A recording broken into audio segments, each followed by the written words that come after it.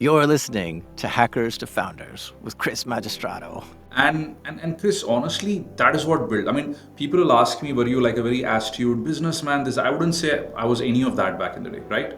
I was just a security researcher in love with my work who was very, very generous in putting his work out there, sharing it with everybody, getting every opportunity to help someone, give out free videos. And what hit me back then is, what? All the right people in the community understand how much work that takes and are willing to support you back. So, yeah, that is really how the company started getting built. And even when I did Pentester Academy, we were the first in the whole industry, right? Back then, OffSec and all of these guys were charging thousands of dollars. SANS, of course, would charge your whole house.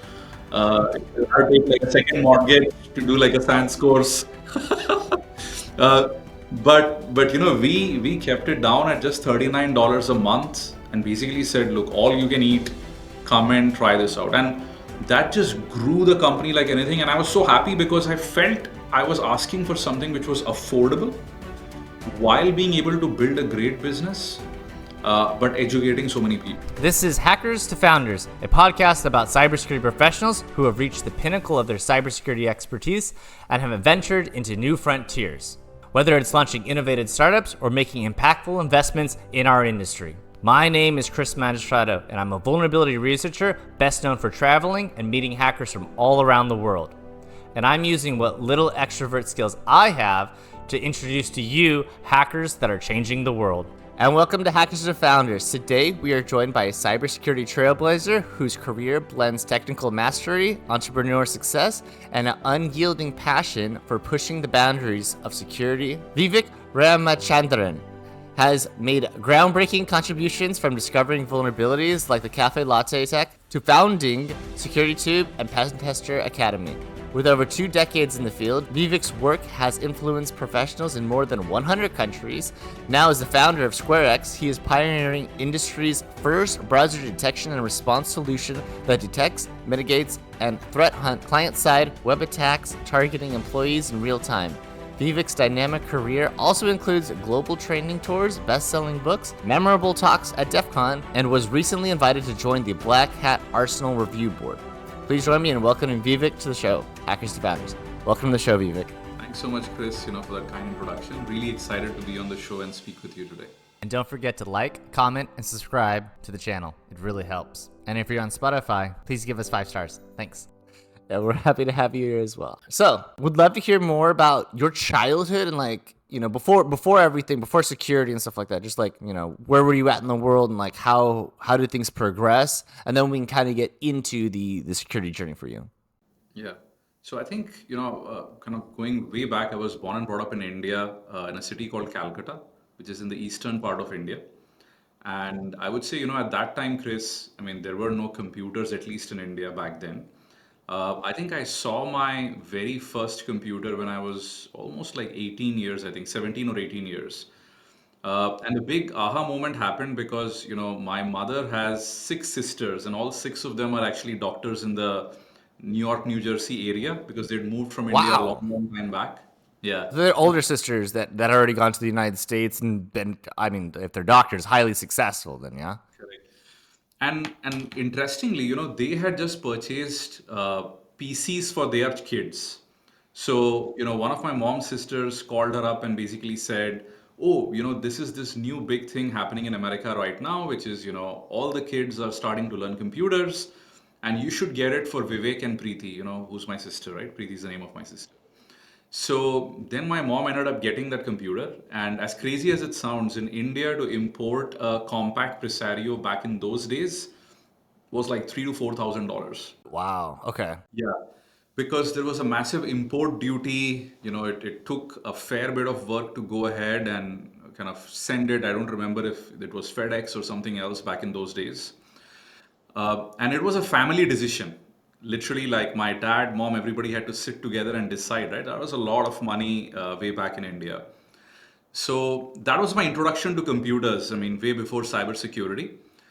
And and I'm thinking about all the processes of they were all doctors, and the Vivek's gonna be a doctor, and then your family had a council meeting saying like, we won't, no, he will be in computers. And then they just made this grand gesture to bring that computer to you. Was there like a lot of pressure for you to succeed in this area? Or was it like, do your best kind of thing?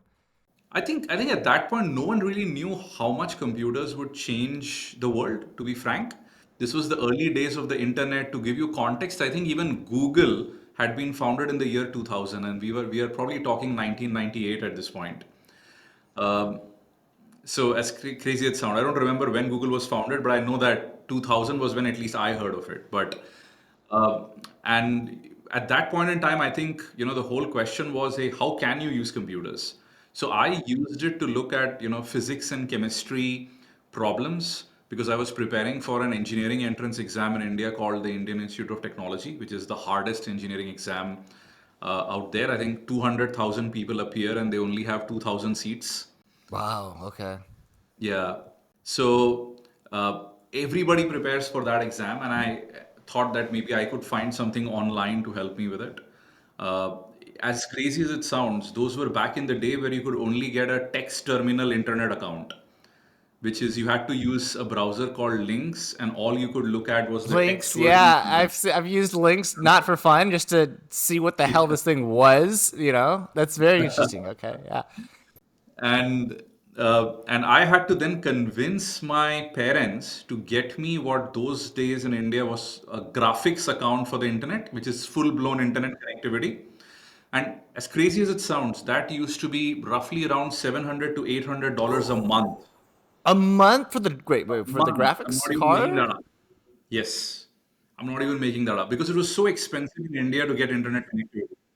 Okay, Yeah. so it's a hardware component, and is it like I need to get a loan to be able to afford this thing, or was it like I got to make payments on this thing? Like the concept of like doing a subscription model for hardware just blows my mind. Is So they used to loan you the modem, and then they used to also give you the whole kind of like pipe once you connect to their computers and all of that. oh, okay, damn. And yeah, half of the time, you wouldn't be able to dial in. And if you did manage to dial in, you would have to disconnect every 30 minutes because all of a sudden the connection would go stale. And the only way to get back is disconnect and reconnect. So this was probably 1998, 1999. Yeah, I mean, so I was very lucky, and honestly, I feel like had it not been for my parents getting me a computer early, I would have never fallen in love with computers and eventually with cybersecurity. Okay. Wow. So when you were doing this, were you doing any programming at the time, or was it just strictly like I just got to get on the damn internet, or I got to get on before I do anything else? Yeah, I think at that point in time, barely anything much was happening in India. I think this was the very early days of the whole technology revolution. So I'll tell you how I got into programming. So what happened is when I was preparing for these IIT exams, and this is now like 1 year ahead, year 2000, 1999 or 2000. There was this massive DDoS attack which happened against Yahoo, Alta Vista, and all the older sites and brought them down. And I got to know that this was a German hacker by the name of Mixter who had created a DDoS tool suite called TFN or Tribal Flood Network. I downloaded the tool, opened it up, understood nothing. And then when I called one of my friends next door and I said, "What is it?" And he was like, "This is C programming." Oh, so your neighbor also knew program, well, just by looking, he knew the language. He was studying engineering. He was, I think, in like first or second year engineering, computer science. So he knew programming. And then, I just told myself, okay, while I'm still preparing for my engineering exams, why not just dabble a little bit in this? And frankly, there was no intent just apart from this curiosity. How could one guy create a tool which brought down all of these big organizations, right? So there was this asymmetry of power, and all of us hackers love that, right? The fact that Yeah. you can bring down a beast 10 times bigger, the whole David versus Goliath thing. So I think I was both young and naive to just relish and enjoy every moment that I skipped through the code, looked at it, and I was like, okay, let's see how I can figure this out. So taught myself C, then taught myself a little bit of assembly programming. Went into the university. Was lucky enough that I was one of those 2,000 out of 200,000 people. Uh, and then I go in, and my class had, I think, 130 people, and only 5 of them had ever seen computers, including me. Wow. Okay. And let me understand this. So, like, when you were going to university, actually, first question: was there any like computer courses at the time, and like, were you in them, or were you at a different major entirely? Yeah, so you brought up a great question. So, India has these universities called the Indian Institute of Technologies. Back then, there were just 5 or 6 of them. And you score an all India rank based upon which you can bid to kind of get a certain stream. So, there is computer science, electronics, mechanical engineering, da da da. So for my rank, which was 1067 out of 200,000 people, I could only get electronics and communications because computer science was already taken by people above me in the rank. Oh, so all those other people realized computer science was also going to pick up, I suppose, as well, and they're like, we got to get in this, and they swooped up those slots, kind of thing. Yeah, yeah, yeah. So that was unusual, right? And honestly, when I went in, I felt like I want to just do something in electronics and communications. Okay. Uh, but putting it bluntly, I hope my teachers don't see this. I think my first year teachers were so bad that I somehow stuck to just keeping on compounding on my computer's knowledge. And there were some programming clauses around data structures and all of that, which were common across like all streams, and that is really where I picked it up. Now, what happened is because I started picking up these very quick tricks of okay, how do we break in, how do we do this, how do we do that. I had an amazing time breaking into computers of all my friends and all of that at the university. And somehow I wanted to keep that lead. So I kept teaching myself more and more programming and computer security while pursuing an electronics and communications major. So that brings up the question, like, what kind of resources were you looking at? Were you like reading Frac magazines, 2600, something else entirely? Yeah, great question. So I think yes, I felt so. Frac, the good or bad was, of course, they only come out, if I remember back in those days, every quarter, or was it every month? I don't recall. But they were only picking up highly specialized topics. And the tricky part there was that there was nothing between like how to get started versus where Frac sits, right? It Yeah, was yeah, you're right. Yeah. so it used to be nice to read in the very beginning, but I was like, okay, I can't figure out like when I was reading like alpha ones like buffer overflow, I was like, okay, like how does this part even work? Like there are so many gaps in my own understanding. So back in those days, there's no GitHub, there is no GitLab, there is no repository anywhere, right? So the only way you can learn is by reading other people's code. And there used to be certain magazines like Code Breakers and all of that similar to Frac, but very fragmented knowledge to be honest. So I think what I did is I figured like my basic principles need to be very, very good before I can go into complex topics. And that is really where I think I really went down, downloaded the Linux operating system code, started to look at other attack tools, and just read, I'm not even kidding, hundreds of thousands of lines of code of attack tools, open source security tools. How does Nmap work? And Nmap was there, back in those days as well, by the way. And slowly started tinkering with that, writing modifications to them, but then slowly building, my own tools from scratch. I think honestly, this almost seems to be a lost art today because there is so much of high level libraries that you can start with that very few people go absolutely, down and under into the fundamentals. But I was lucky that I was able to do it, and even today it serves me well because just allows you to understand systems inside out. Yeah, you're bringing up a really interesting thing, and it's like you'll have these security practitioners where it's like they know how to use the tools, and they'll be lethal with them. They'll know exactly how to run different types of tools for red team operations or pen testing, but more like red teaming. Like they know exactly what they're looking for, what they need to do, and some of them don't even know programming or don't know about that programming aspect of things, right? Like just because the industry's been so, I don't say segmented, or like you can be an expert at without having to know it. But I think to get the better understanding, like you and me both, like to go deeper down and like, okay, like how is this written? How can I make it better and stuff like that? I get down there to the point of like, oh damn, I forgot I was actually supposed to be like doing something else. Like now I'm building a tool that like at least I like and like it's useful for this situation. But yeah, very good. Yeah, absolutely. I mean, so I think you're right. I mean, if you're driven by curiosity, and you have a good amount of time in your hands to do a lot of exploration, you end up teaching yourself like amazing stuff over a long period of time, right? Because all of that understanding, learning, the way you research, the way you look at new topics, all of that compounds as well. The analogy that you bring up with David Goliath, that was pretty much the exact same thing. Like I was into computers around, so in 2000, I made my first email with AOL. Yeah, right. And then, but it wasn't until I wasn't getting into cybersecurity specifically until like about 2011, 2012. And that was like when Anonymous was hacking all those websites and stuff like that. That's when I was like, oh, that's when I saw the David and Goliath. So I was like, this is insane. Like, let me learn a little bit more about the kind of this stuff. So yeah, okay, brilliant. So you're in university, you're studying. So what was your next move after that? Or like what were you doing in there? Was there any entrepreneur like startup little ideas that you had in college as well? Because a lot of people, a lot of founders, they'll do something either in college or like before as well. Yeah, yeah. No, that's a great question.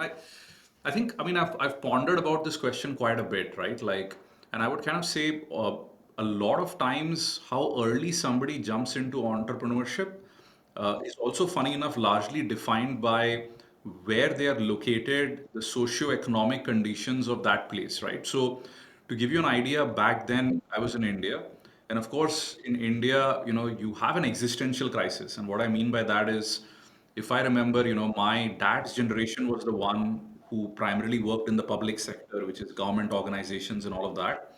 And it was just that India was starting to see privatization, more private companies and things like that, right?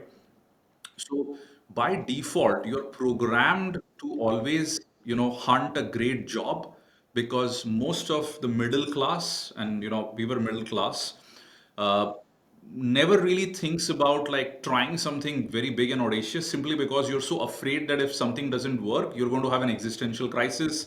There's going to be no money. How do you feed yourself, your family and all of that? So I feel like all the folks I was surrounded by, including my family, everybody, there the whole push was be amazing and excellent professionally, right?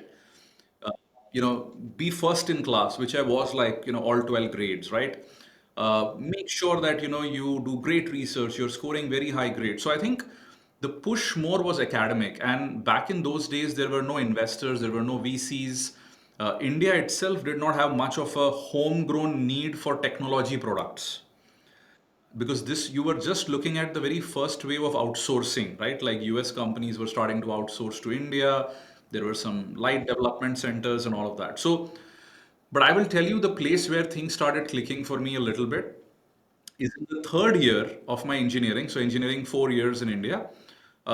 Everybody tries to apply for a foreign internship because this is really where you get 3 months.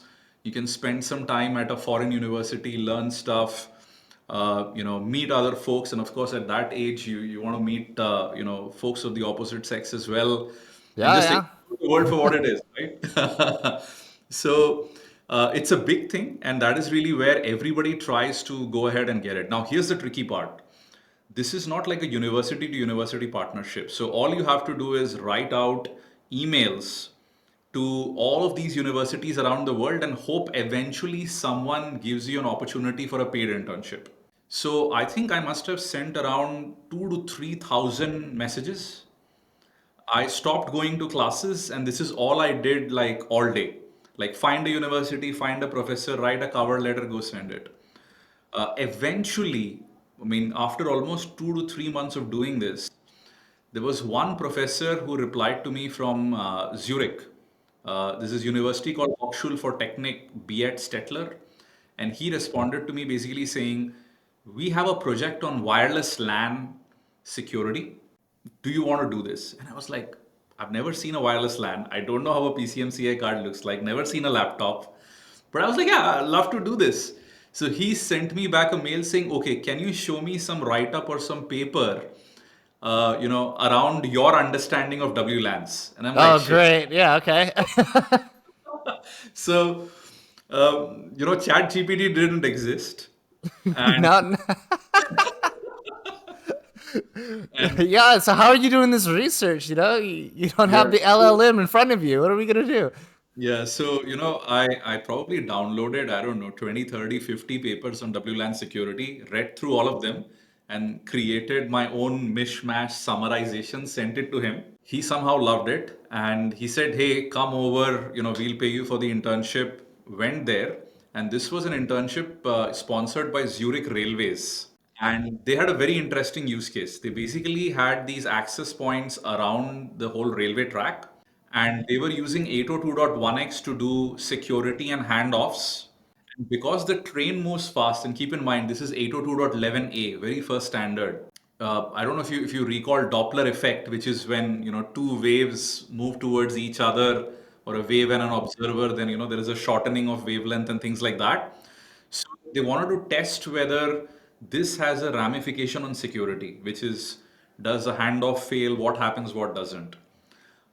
So I load a lot of original code, solved the problem for them, and then my professor handed me over a laptop as something, almost like a prize for what it's worth.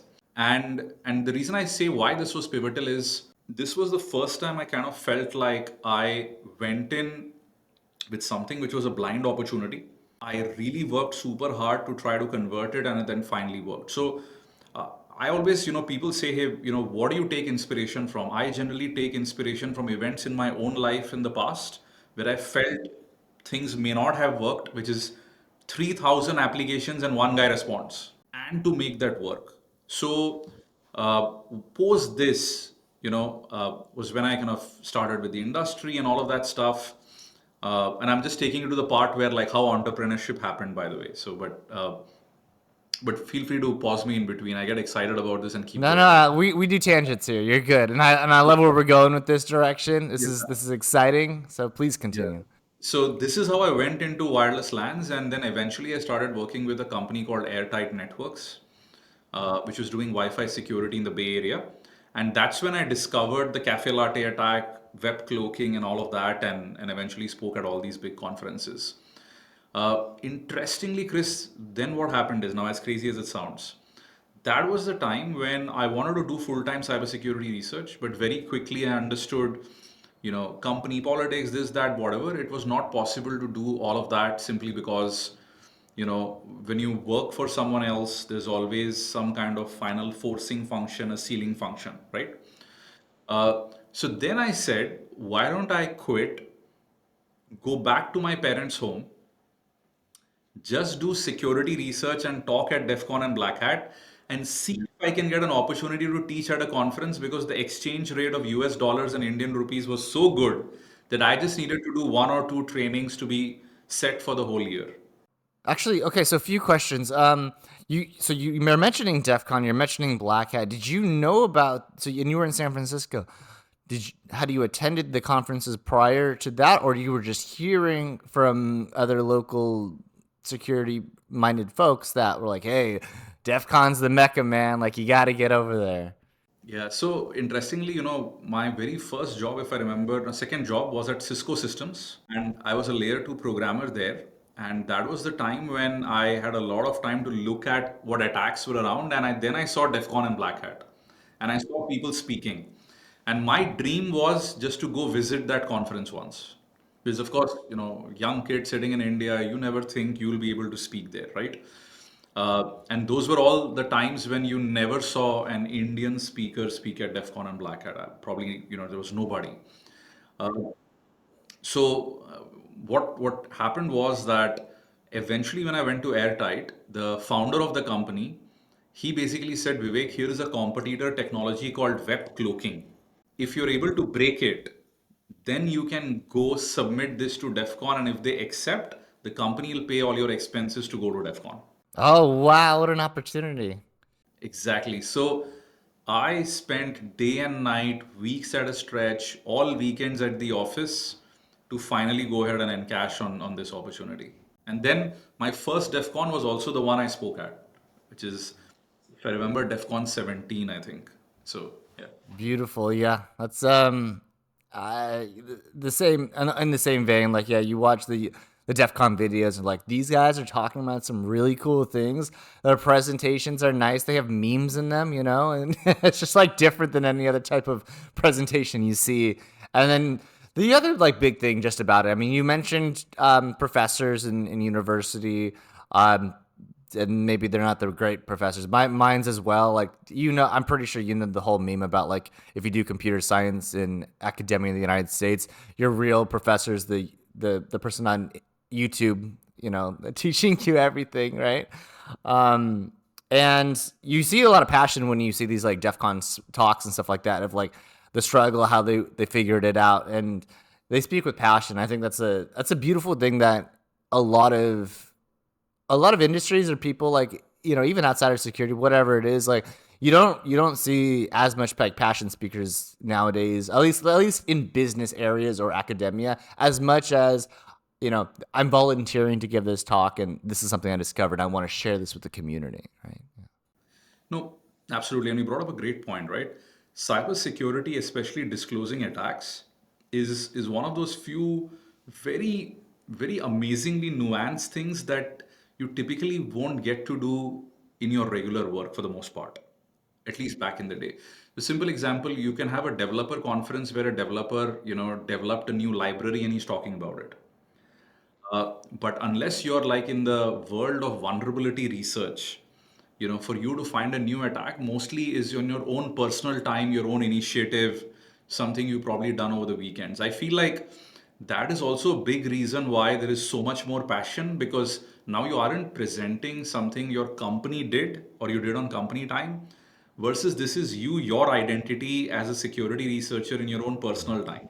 Yeah. And then also like the other thing is, of course, is like how many other security researchers have like banged their head at the same problem or one similar, right? Because it's a very small group of people that are really looking at assembly code and being like, what the hell isn't this working? Or like reading those god awful manuals. It's like, dude, does anybody read these things? Like, Yeah, exactly. So, I mean, I think it takes a very special kind of person to enjoy that grind, because 90% of your time in any security research just leads to dead ends.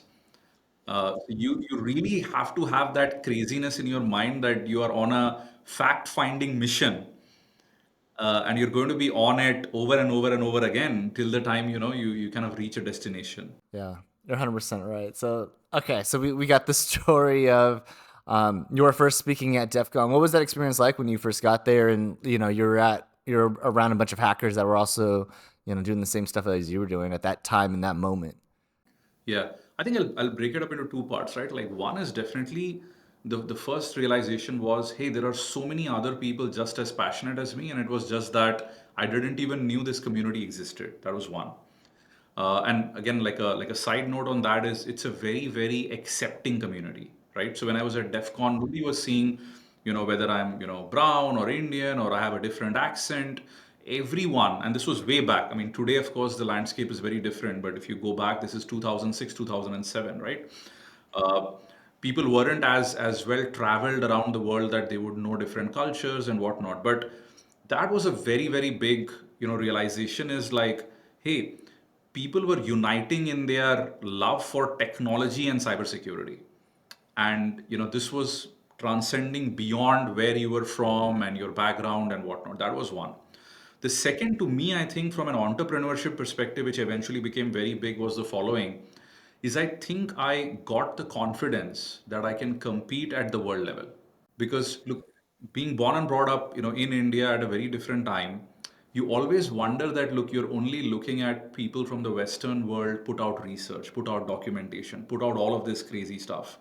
So you always look at it and say, can I compete? Because of course, if you want to build any company, any product, you have to compete at the world level, right? It isn't about the best browser security company in India, right? It has to be best in the world. uh, so I think that was a big realization. I came back saying, holy shit, you know what? I can be one of the best in the world. All I have to do is keep doing this, keep compounding, keep working on it. So a personal confidence boost to a major level. Yeah. Wow. Okay. Have you met anybody that has come up to you and saying like, "Wow, you like really inspired me to like do this level of research or like go into stuff that like I haven't seen another speaker, um, you know, that represents like people that are not in the Western world, right? The people I've seen this. Have you had any like interesting stories about any like fans or super fans that have spoken to you?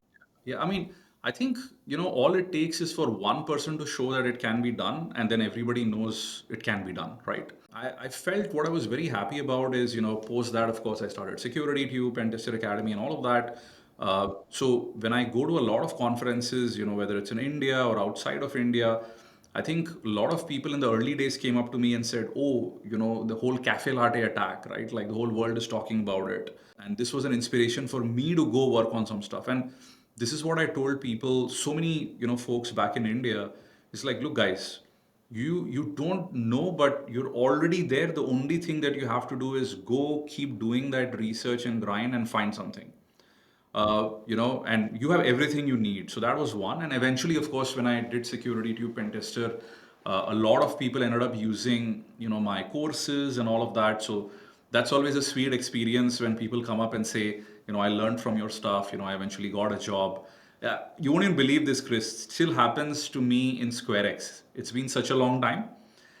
There are a lot of times I do potential customer calls where there are, heads of cybersecurity, and they immediately tell me like, "Hey, I've used your videos." So yeah, I mean, feel very lucky and privileged that things work out. But yeah, I was very honored when those moments happen. Yeah, that's what a terrific like opening for a sales pit, like a sales like meeting or whatever. Like it's like, oh, by the way, I've seen all of your stuff before. You're great. I'm like, excellent. It's just such a warm opening. Yeah, I love that. You spent the time to help build and show and demonstrate and educate people that wanted to get in cybersecurity. Something I did when I was at university. I made like the hacking club. I gave talks, workshops, and then I brought people in from industry to give their talks and stuff like that to build it up. Right.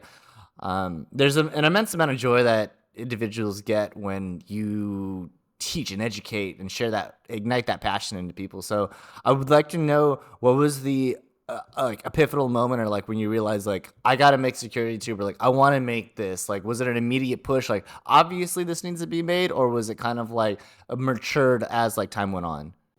Yeah, yeah, that's a great question. So, I think back then, if you recall, what I was mentioning was that there was very little documentation on how to do things, and you had to kind of go through the hard way over and over again. Now, I used to love to research on diverse topics in cybersecurity, and many a times, 4 months later, when I come back, I don't remember every finer detail of what I had done. Happens to all of Right, us. right, right. That happens. That still happens to me today. Yeah. And you're like, shit, I wish I had taken some notes, I had written something down. Uh, so to me, I can tell you is like I just loved watching things and learning by looking at somebody doing. So what had happened was that when I used to work at Airtight Networks and I discovered the cafe latte attack, did all the talks and everything, many of my peers used to come to me and say, Vivek, how do you even write these codes, right? How do you write like a, Wi-Fi fuzzer? And I took a couple of classes over there for them. And I said, look, this is how you do it. So I did one batch, but then a month later, a couple of other folks came to me and they basically said, could you repeat it for us? So after some point, I got a bit fed up and I said, why don't I just record these videos? Maybe it'll help me as well recollect things later. And that is really how, when I went back to my parents' home, I said, well, what can I do? And I was like, okay, I want to do security research and speak every year at DEF CON and Black Hat. Let's start there. There's no monetary angle to it. My dad ended up paying the bills for Security Tube's S3 video buckets for the whole year. Oh, wow. Were they expensive at the time? Like, how much They were they? were. They were like Okay, every okay, okay. month the bill was, those days was still like $400, $600 a month. Oh my God, that's just normal. That's expensive for anyone and anywhere. Just generally, like, Yeah, wow. Okay, yeah. that's wow. Okay. Yeah, so because so many videos were getting consumed and all of that, and I, for some reason, which I think eventually came out to be a good decision, is I wanted to just post everything on securitytube.net on not on YouTube, because I wanted to build like a brand rather than leveraging other brands. Of course, in hindsight, had I put everything on YouTube, I may have been the biggest cybersecurity influencer today because I could have started in 2004, for what it's worth. But Uh, so what happened is once I started doing that, uh, and I used to just go to all these hacker forums like hack forums and a bunch of other those back in the day and just post links to my videos and say, take a look at this, take a look at that. And very soon, what happened, Chris, is people started coming, looking at the videos, and then starting to write out comments saying, "This is amazing. Nobody's taught us like this." And I very quickly figured like I had a very nice knack for teaching. Again, probably because I love the fundamentals, I love explaining things. And then one fine day, I got a mail from Belgium where there was this institute called ICT, I forget the name now, which was owned by Belgacom. It's probably the largest ISP in Belgium, right? Uh, and they had a training institute in Leuven. And they mailed me saying one of their instructors was watching my videos, but they would love it if I could just go down there and train them. So that was a big aha moment because I was like, huh.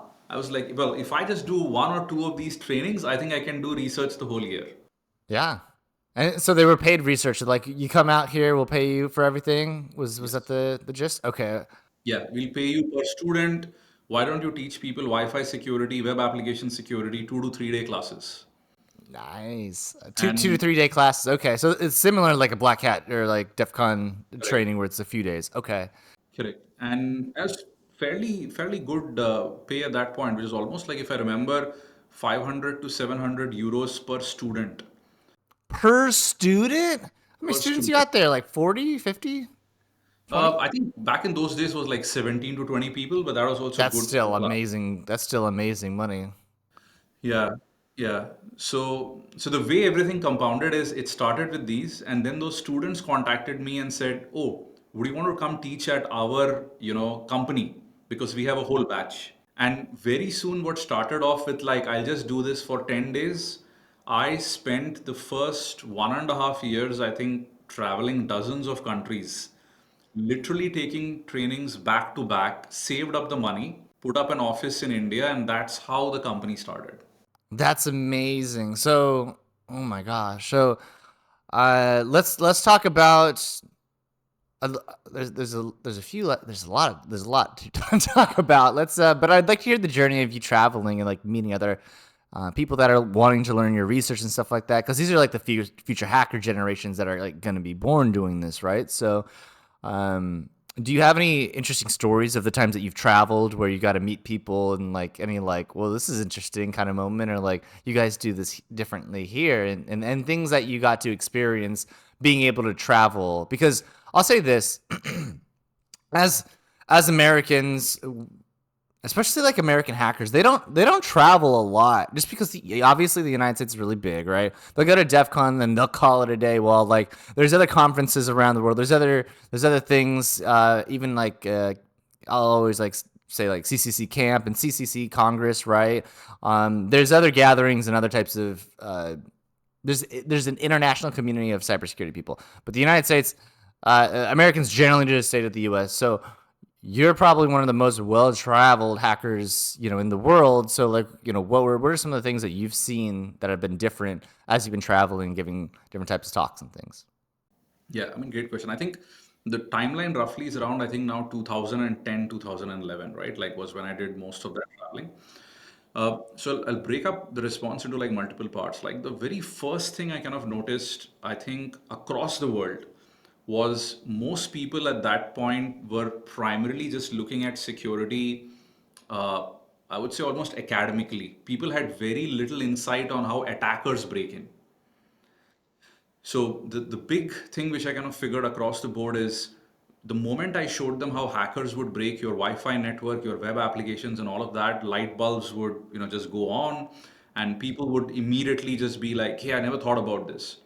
And that was a big aha moment for me because I was like, "Okay, this is a global problem. Cybersecurity education from the offensive side." And all of this helped in me eventually building Pentester Academy and all of that, right? Because I had spoken to so many people, I understood what was missing. It was a great requirement gathering per se. So to kind of begin with, the second big thing I kind of like figured is, I think most of Europe, unfortunately, even though they have some amount of English in their curriculum. I think a large part weren't probably very proficient with English so that they could immediately figure out, technical manuals and things like that. So I still remember in Belgium a lot of times when I've taken trainings and there were people in my training from France and other places. Unfortunately, they used to be completely lost. Maybe the times have changed now and things are a lot better. So I kind of figured like at some stage an internationalization and all of that stuff was kind of like important, right? The third thing, of course, was that hackers were misunderstood even back then. Because see, the folks I was teaching were not like hackers coming to DEF CON. These were, IT folks who were doubling up as cybersecurity folks because back then those teams were not different. That's a very great explanation. Thank you for that. Yeah, that makes a lot of sense and paints a strong picture. Yeah, yeah. Because back then, an IT admin would actually be told to pick up security, and that used to be Right, like right. Because they're not what. going to hire a whole another person for that, right? It's like, okay, this is just in computer stuff. You do it, kind of thing, right? Exactly, exactly. So I think you kind of could see the whole evolution where people weren't very concerned about security yet, but they were starting to see a semblance of attacks starting to happen and things like that. Forensics was very rudimentary as an example. People could just do very basic things. Incident response, again, most teams weren't even trained to do all of that. As crazy as it sounds, for most people, Metasploit breaking into a Windows machine was the craziest thing they had ever seen in their tech careers. I mean, I still think even today people see that and they're like, So oh that's my very God. weird. So yeah, I mean, I think a lot of varied experiences. Of course, more at a personal level, there were certain instances where you did see. I'm being like as frank as I can, just uh, where you could see a little bit of like racial kind of like discrimination and all of that. So there used to be cases when I used to go into trainings, people weren't still used to seeing somebody from India stand up there and train, right? So the first 1 hour, people were a bit apprehensive, but once they knew that you know your stuff, I think generally people tend to change and appreciate you kind of a lot more. Uh, so I think faced a lot of that. I mean, in the early years, I think what I just told myself was I was like, look, they're paying anyway, so it's okay. Let's go through with it and see what kind of comes out. But yeah, I would say fantastic time, made so many friends. I think back in the day, I've spoken almost at every conference out there, right? Like Hacktivity in Budapest, BrewCon in Belgium. I think even a couple of conferences in, was it Finland or somewhere? I forget which ones, but I spoke at every conference that I could find. Nice. And then did that also eventually integrate into like doing Black Hat and DEF CON trainings as well with the same material or different material? Yeah, so I think, Black Hat was very difficult to break into because those days, a Black Hat trainer meant like, oh, there were probably just like 40, 50 people. So I submitted a few times, even though by then I was pretty well known for Wi-Fi security and all of that. But I think it took almost a year to break into Black Hat USA as a trainer. You mentioned that as if it's like a long time. Like people, I'm sure in their fifth year still trying to break into it. Yeah, yeah, those days I think like a lot fewer people are also there to be frank, but I'm sure it's a lot more competitive now. And that is really where, once that happened, I think the very first Black Hat training, I got massively positive reviews, which just compounded year over year. I think I ran those trainings for almost 7 to 8 years at Black Hat every single year, right? Like Wi-Fi, a couple of others as well in between just to mix it up. And yeah, I mean, since then, I think, Black Hat and DEF CON pretty much was like an annual event. Like my August used to get blocked. So Jeff Moss, the founder of DEF CON and Black Hat, he's an advisor investor into SquareX. Oh, And beautiful. one of the first things I told him, when we were talking about this, I said, Jeff, you don't know what big an impact you actually made in my life. Because had you not created DEF CON and Black Hat, I don't think my career in cybersecurity would have ever picked up. It's beautiful. Yeah, he's definitely an inspiration to a lot of people. I hope to have him as a guest on the show sometimes in the studio. Probably going to be in person. I want to have a nice in person like meeting with him. That'd be beautiful. Exactly, and that's where our company, Top Cleared Recruiting, comes in. Finding the right cybersecurity talent with the necessary clearances can be a major hurdle. Did you know that it could take 8 to 15 months on average to hire somebody with a TS SEI plus full polyscope? At Top Cleared Recruiting, we have a network of 1.3 million cleared professionals ranging from C&O developers, reverse engineers, and data scientists. Whether you're working on offensive operations or data analysis, we connect you with the elite talent you need fast. Visit topclearedrecruiting.com and let us help you to find the perfect candidate already cleared and ready to go. Yeah, so you mentioned your company, and I think maybe we can start at least talking about it, so would like to hear what was the inspiration for creating it, because after, I'd seen a lot of like media around SquareX, and I was like, okay, this is interesting, and then in prep for our call, I was like, what is the product? And I was like, this is very interesting from a hacker's perspective of like, and I'll kind of give a little bit, background of like, how I would like utilize virtualization, not primarily with cloud applications or with the cloud, but I ran cubes for like years, so I had like 20 virtual machines, and like if I had a browser, it would pop up and it would only be for that specific instance, and once I closed that browser, the VM would close as well. So, and then what's also great about cubes is like it rebuilds the Linux architecture for that specific VM. So even if there's malware stored on it, boom, it goes away. So utilizing virtualization for to prevent different types of attacks, I've been a big fan of it. I've been using cubes for a long time. So would love to hear more about the product. But before we get to the product, let's get to the company. What was the inspiration for creating the company? And when you were creating it, or as you were creating it, did you realize there was a market fit before you created it, or was it kind of like was it a progression? Yeah, yeah. No, I think a great question. So I think Chris, before that, when I founded Pentester Academy, ran it for many years, very, very good, profitable company.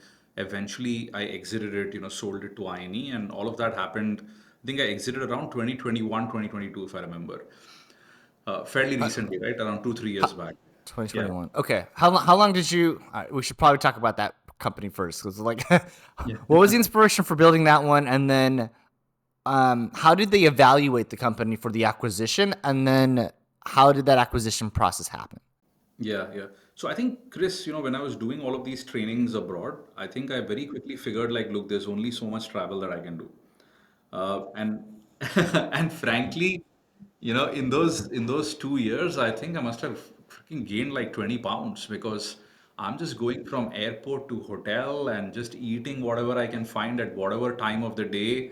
I'm at different time zones and whatnot. So at the very same time, I also, as crazy as it sounds, I'm a fairly introverted person. So because of that, I also was just wanting to sit, do my research and all of that, and not always Yeah, be. yeah, researcher. You want to sit at your laptop and your terminal. Yeah, it's like I have to go Exactly. here. It's like I like this is okay, but I need some like downtime. I think you and I are the same in that respect. Like I it's hard. I always say I'm an introvert, but then if people see me out, they're like, you got to be an extrovert. So like I think maybe I get energy from being out and inside, but like there's a social battery where it's like once I'm depleted, I'm like I need to go back to my terminal. Like Exactly, right? You need to kind of like go back into your man cave, do your thing, and then maybe resurface when you feel like you have something interesting to share.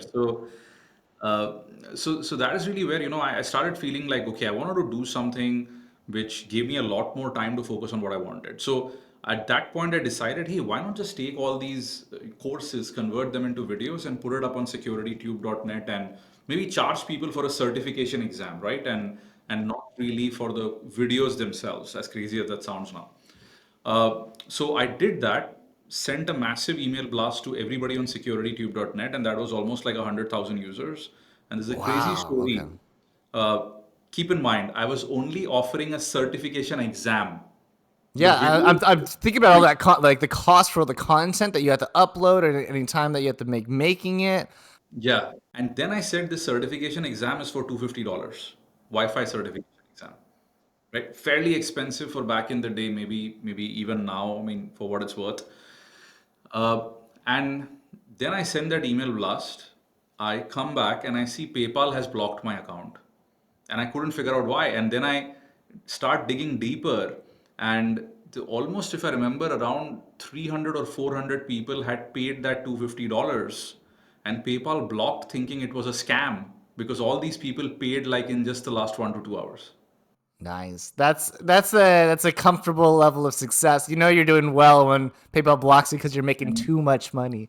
And yeah, and Legally. but here's the crazy part. Here's where it even gets more crazier, where my belief in the community went up. I emailed all of those folks and I said, I hope you understand the courseware is already available for free. You're only paying for a certification exam. And that too conducted by a no-name company, right? I mean, I literally just created the company Binary Security like a week back, right? Uh, and it was so heartwarming that people responded back saying, Vivek, we've used your stuff for the past 2 to 3 years on securitytube.net. This is the least we feel we can do to support you. Wow, that is Yeah. beautiful. I'm reading a book called Superfans right now, and it just talks about how to build that culture of environment so people like can support you and help you and build your community like that. That's amazing that people that's such a beautiful story. That's such a beautiful Yeah. story. And Chris, honestly, that is what built. I mean, people will ask me, were you like a very astute businessman? This I wouldn't say I was any of that back in the day, right? I was just a security researcher in love with my work who was very, very generous in putting his work out there, sharing it with everybody, getting every opportunity to help someone, give out free videos.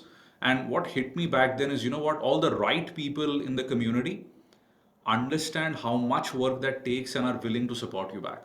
So, yeah, that is really how the company started getting built. And even when I did Pentester Academy, we were the first in the whole industry, right? Back then, OffSec and all of these guys were charging thousands of dollars. SANS, of course, would charge your whole house. You had to take like a second mortgage to do like a SANS course. Uh, but we kept it down at just $39 a month and basically said, look, all you can eat, come and try this out. And that just grew the company like anything. And I was so happy because I felt I was asking for something which was affordable while being able to build a great business, but educating so many people. So I think at scale, we had, tens of thousands of customers from, I don't even remember now, 170, 180 countries, at scale, Fortune 500, government agencies, everybody buying from Pentester Academy.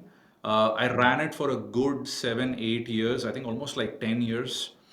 And I think the time I decided, Chris, that I wanted to exit it, I felt I had really, really enjoyed like the 10 to 12 years as a teacher, educator. But as the company was growing bigger and bigger, I was spending more and more time running the company rather than doing what I enjoyed, which is groundbreaking research. So that was one. The second thing is, I say this to some of the folks who worked with me at Pentester and now at SquareX is I started feeling like, almost like a teacher in a Shaolin temple teaching you martial arts, but never going to war himself. Oh yeah, that's a great analogy. Okay. So I was looking at the security industry and saying so many unsolved problems. Why is someone not building this product? Why is someone not doing this? But then all I could do was verbalize that in a video, backtrack, and again just go back to teaching. So I'm trying to also segue to like the SquareX part is the one big thing which hit me at that point is initial access, was happening via the web browser almost for all enterprise users, right? Users click on a spear phishing link, download a malicious extension or a bad, malicious file, something bad happens. And I started looking at existing security solutions and I felt all of them were fairly broken. And that was the time when, I also felt, okay, you know what, I've done enough as an educator. And now I was waking up every morning feeling more excited about wanting to build a security product, not just education. And always being a person who's super focused on one thing, I know you can't do two things and be great at them. So by then, Chris, we were already getting acquisition offers every month, to be honest, for the last like Really? So they're all yeah. contacting you saying like, yeah, we Yeah. need to acquire you guys, buy you guys. Okay. And then Yeah. Yeah. just a question, like what kind of companies are asking for the acquisition and what's the value add for them? Yeah. So I think what was happening is cybersecurity, and this was almost, 2020 now. Cybersecurity had already gone mainstream. People were talking about it. There were, hacks, attacks. So all the large education companies, online education companies, were looking at beefing up their cybersecurity offering. Now, what Pentester Academy had done, which was groundbreaking, was we had created the industry's first browser-based lab. So you could have any infrastructure, but all the labs were visible and playable directly in the browser. Now everybody does it, right? Everybody shows Kali in the browser and all of that stuff. But we were the first in the whole industry to build this technology. That's amazing. I remember seeing like my first academic course where there was the browser integration. I'm like, this is amazing. So you guys were the trailblazers for that. Yeah, and you won't believe, like, pick up every single company with just cybersecurity training. All their guys were subscribers to Pentester Academy and were poking into our labs just to check how we built it, Interesting. right? That's good. That Won't means take you're names now. successful. Yeah. Yeah, I'm out of that industry, so I won't take names. But anyway, so I think what happened, Chris, is that was the time when I felt like, okay, this is good. And among all the potential acquirers, I felt INE, which was run by Providence Equity, one of the largest PE funds in the US.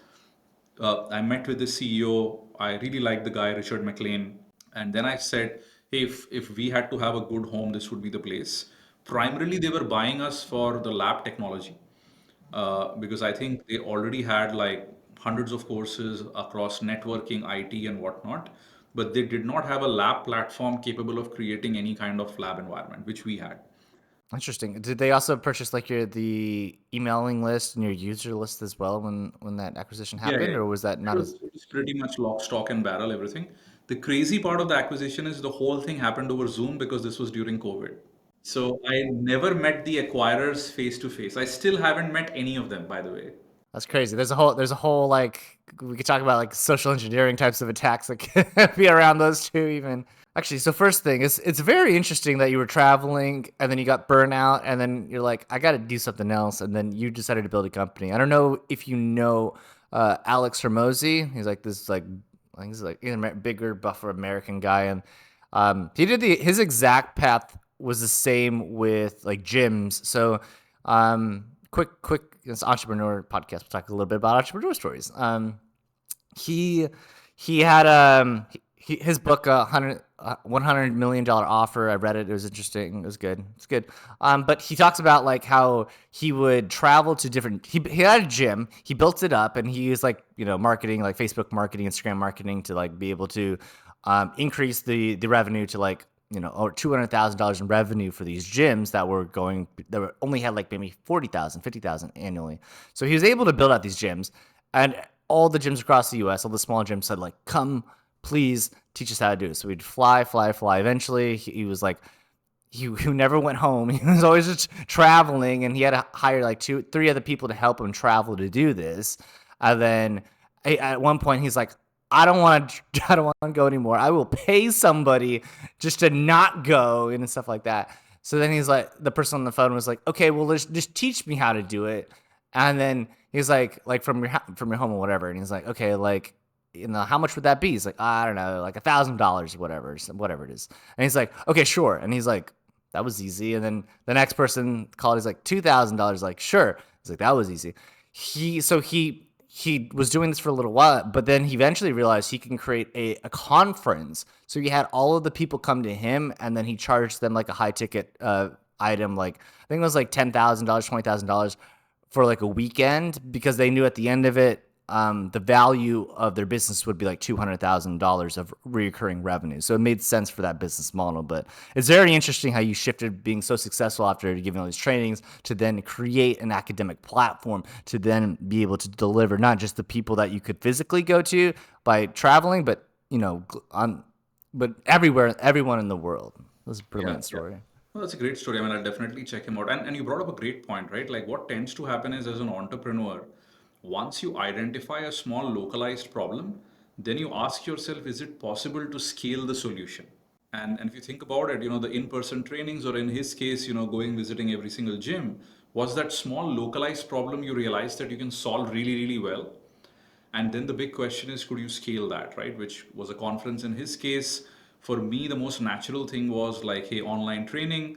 And then from there, you kind of figure out like, hey, kind of like what's next in that journey. But yeah, absolutely. That's interesting. So for you next on that journey was building up the Pentester Academy and then being able to have that acquisition. So I researched like how different types of acquisitions happen and stuff like that and what they value. So if you're able to, you probably can't give numbers, it's fine, but like what was the value that they were like looking for, and then what kind of multiples do these types of acquisitions? Because you got a lot of offers, so like what kind of like acquisition ranges were they, and what kind of multiples were they based off of, or like what was like the multiple range? Yeah. So you brought up a great question, Chris. So generally, I think if you're selling a company for pure revenue multiples, you'll have to be lucky to get a good deal.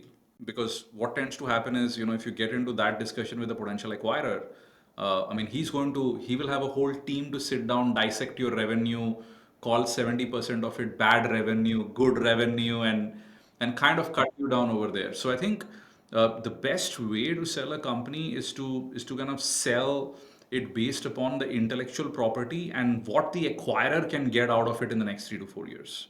Okay. And then be able to build a little bit of FOMO around the fact that there are other people available to buy.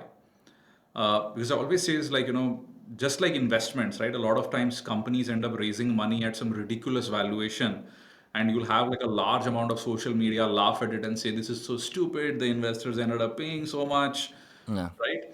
But what most people don't realize is in almost all private markets, valuation is in the eyes of the beholder.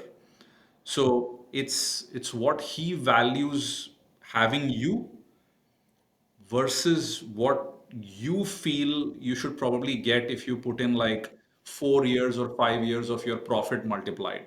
And what I mean by that is generally when you talk to an acquirer, you should talk to him more about like, hey, if you guys had this technology, you're going to be able to increase your revenue like 10x with your existing customers over the next 3 to 4 years. And this is the exact same thing anyone who buys us can do, and here are other four people, Oh, right? okay.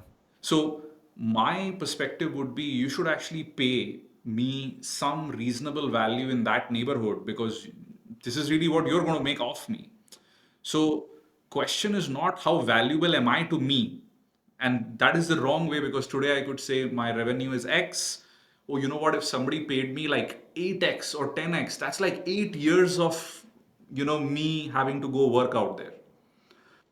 So the reverse is much better, which is with this intellectual property, an acquirer could get this, and that is what I will take.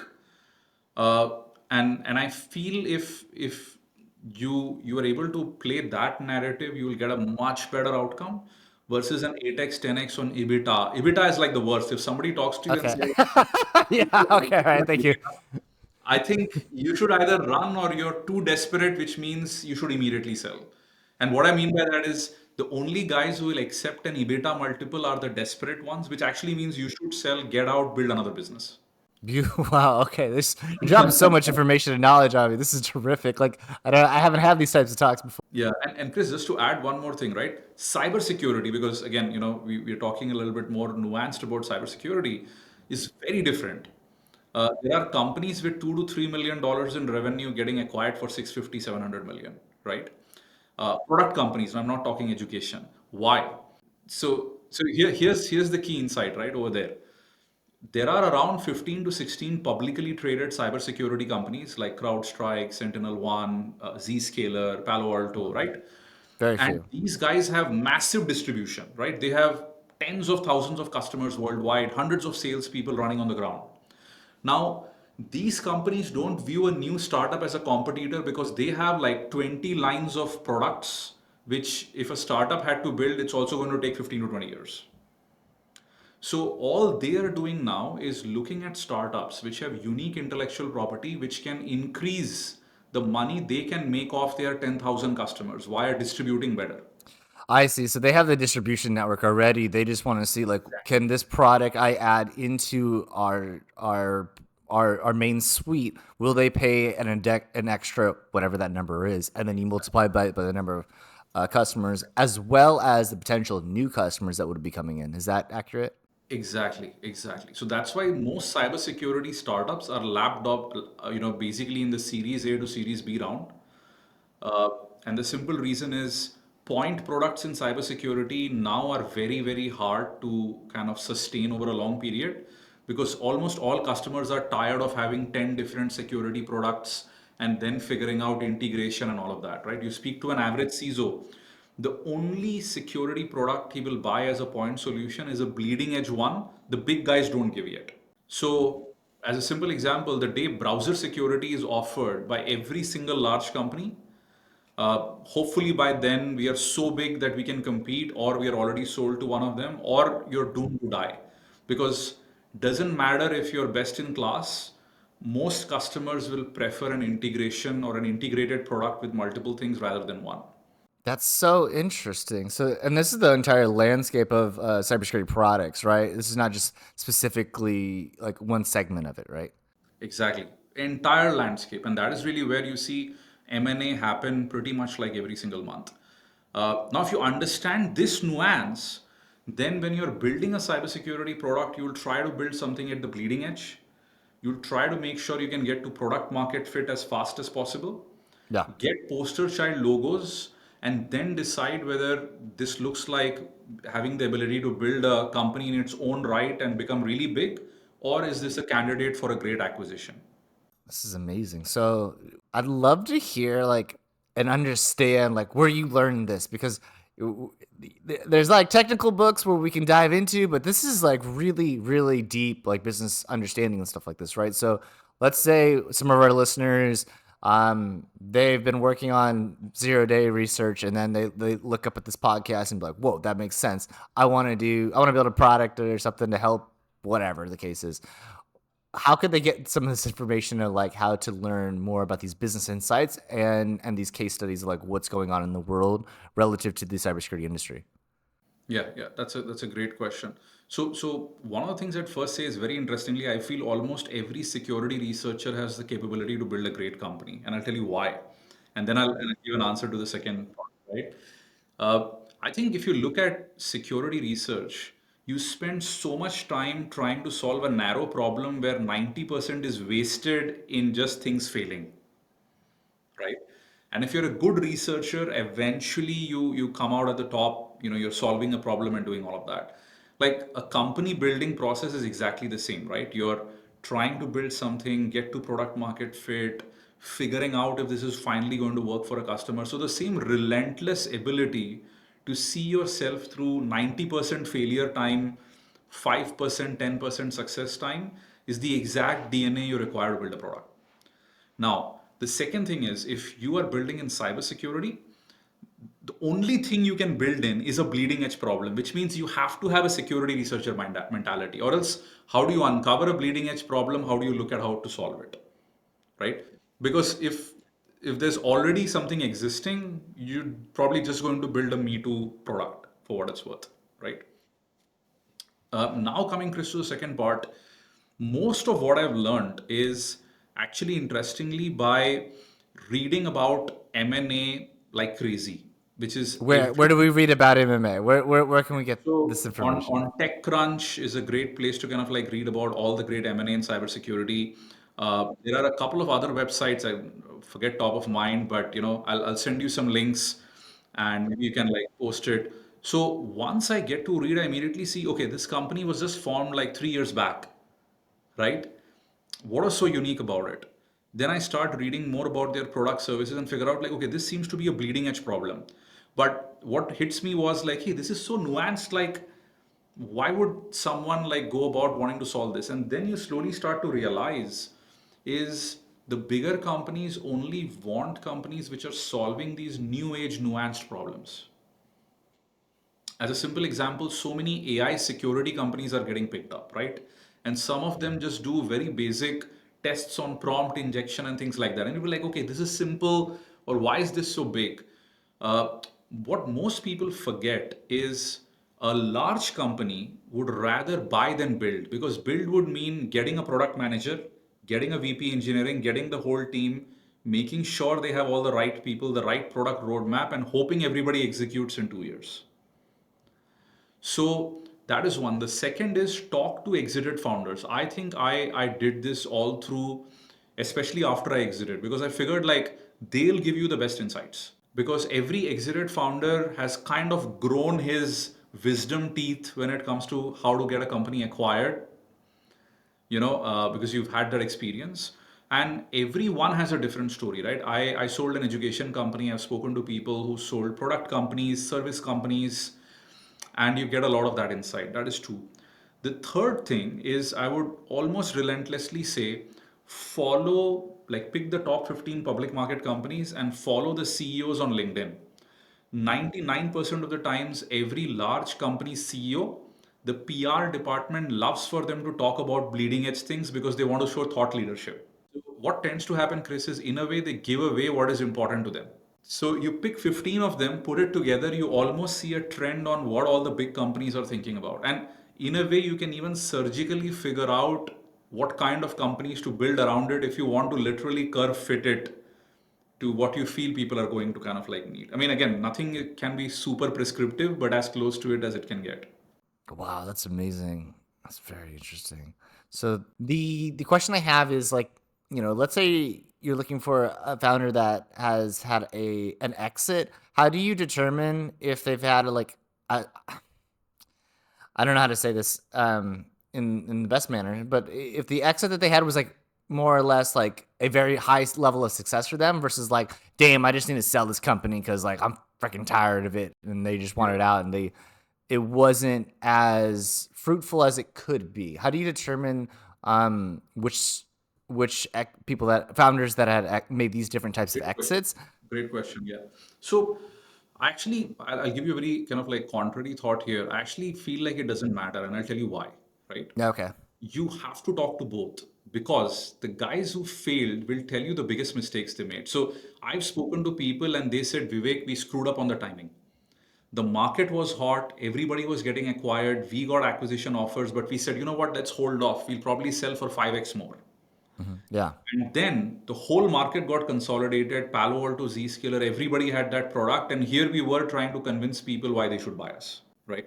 So I would actually say, till the time you see that the founder's company has been bought out, there is always like some key learning in there. So I can tell you, I met a couple of really interesting folks and they told me, Vivek, the first thing you need to do as soon as you have a product is go talk to the corp dev department of all of these companies so that they should know you exist. So corp dev is a specific function in larger companies responsible for M&A. They are the guys who will go talk, yeah, try to buy your company. Corporate development is what they call it, corp dev as a short. And incredibly, that was great advice because now every single corp dev in all the top companies knows who SquareX is. Why? Because what happens is the day somebody says we want to do a market consolidation exercise, right? Then there should be one person on the corp dev team who ends up and says, hey, by the way, we should call SquareX to the table as well and see what they're doing. Looks like they're also in the same space. Oh, interesting. And then And they call you guys, and then I suspect like you're in the conversation.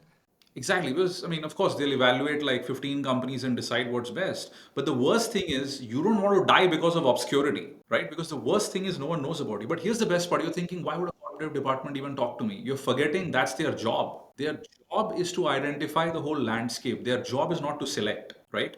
They will identify the whole landscape, get 15 companies, go to the product team and say, here are 15 companies, you go evaluate. Interesting. So how did you get the initial conversation with corporate dev team? Yeah. The best way is actually to build a great board of advisors. So the moment you get all of these other founders who are also exited, you can basically go ask them, hey, do you know the corp dev in in this company versus that company? And almost someone will be able to find a connection. You need to write a book on networking, man. This is incredible. Like you're like everything that you're doing in terms of like the connections that you're making is highly strategic to the point of like, yes, I'm gonna build my advisory board who have probably already had exits or know people that have exited from a larger corporation to be able to even know the corp dev. So that way, while we're building the company, you can immediately integrate it into them. So they're already looking at acquisitions upon starting and building the company. That is freaking amazing. And Chris, just to add to that, you know what also happens when a company will research you to buy you, they will go to your About Us page, look at the list of advisors. If they know someone they trust, that's the first call they're going to make. I can tell you, one of my very good friends, another founder, he just messaged me basically saying that, hey, a very large public market company is looking at maybe buying us because they spoke to the CEO, spoke to one of our advisors and asked about us. It's a big trust game. People think, a buying of a company is something where, you just find someone and go buy. No, people buy companies they're okay trusting, and that'll only happen depending on who's involved with your company. Yeah, that's true. That's super interesting. This is such a unique and strong information, like a lot of information. Because I'd taken like Y Combinator Startup School, and just it's like a online platform where you can education platform where it talks about building a product, things like this. But they don't ever talk about this. They don't ever talk about like how to build the advisory board or the board, like a group of people and what to look for. Yeah, I'll tell you why. I'll tell you Yeah, why. please. Yeah. And I know a lot of investors would hate me for this, right? What tends to happen is most investors, right, would only want you to kind of build $1 billion company because in their mind, they want those three companies out of 50 to return the fund. Right. They don't want the acquisition. They prefer you just to be the unicorn. Is that it? Exactly, because they feel like at some point you may be an interesting acquisition. But imagine if they told first time founders that, hey, you should immediately start talking here, talking there. Now, what they always worry about is even if there is an interesting enough offer, many first time founders or even second time ones may immediately go take it. So that is counterproductive to their own business model. Their business model That's is yeah, outlier. that's so interesting. Yeah, so they're trying to produce unicorns while you just might want to be a serial entrepreneur where you create, sell, and still you're building value in the market, but it's not the Exactly. value that they want to invest in because they would rather have somebody like 50x, 100x, whatever to make their investments work. Exactly. So in their business model, eight out of, or rather nine out of 10 companies are bound to fail. That's their business model. But you somehow have to make your one of one succeed, right? And I honestly say this, and again, very, very, I would say something which can also get me in trouble is people tell all the time like, oh, it's okay to fail, it's okay to fail. If you've been at a company for 5 to 7 years and you fail, that is a massive emotional, physical toll. It's not something you're going to, just immediately get up from, start another big company. Happens. Most of the time doesn't happen. I can tell you so many founders I know. So the way I like to instead talk to investors is I basically tell them, look, I'm going to grow this company to as big as it can become, but you need to trust my judgment that at the right time, if it makes sense for us to raise more money, go become bigger, or is it the right time for us to sell? And if you can't trust my judgment on that, you shouldn't actually invest. You are the founder, you are on the front lines. You are the best person to take a judgment call on whether something should be sold or continue to run.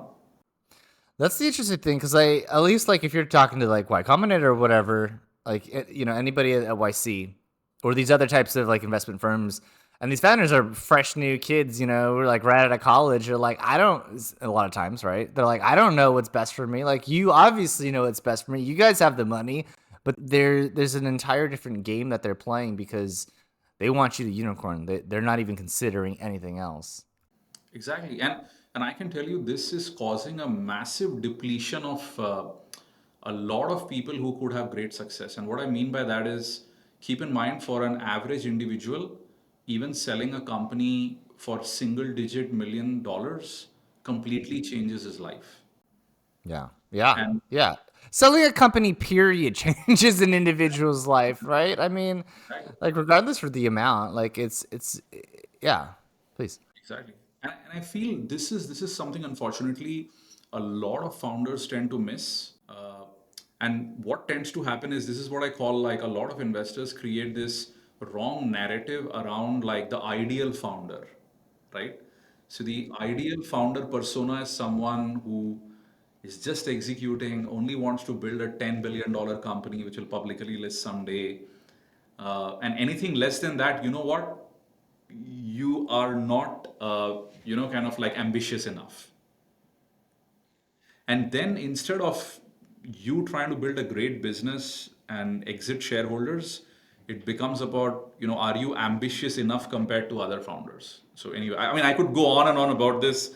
This is very close to my heart because I've seen so many great founders unfortunately go down to zero and negative just because of not really understanding how markets work and how economics works.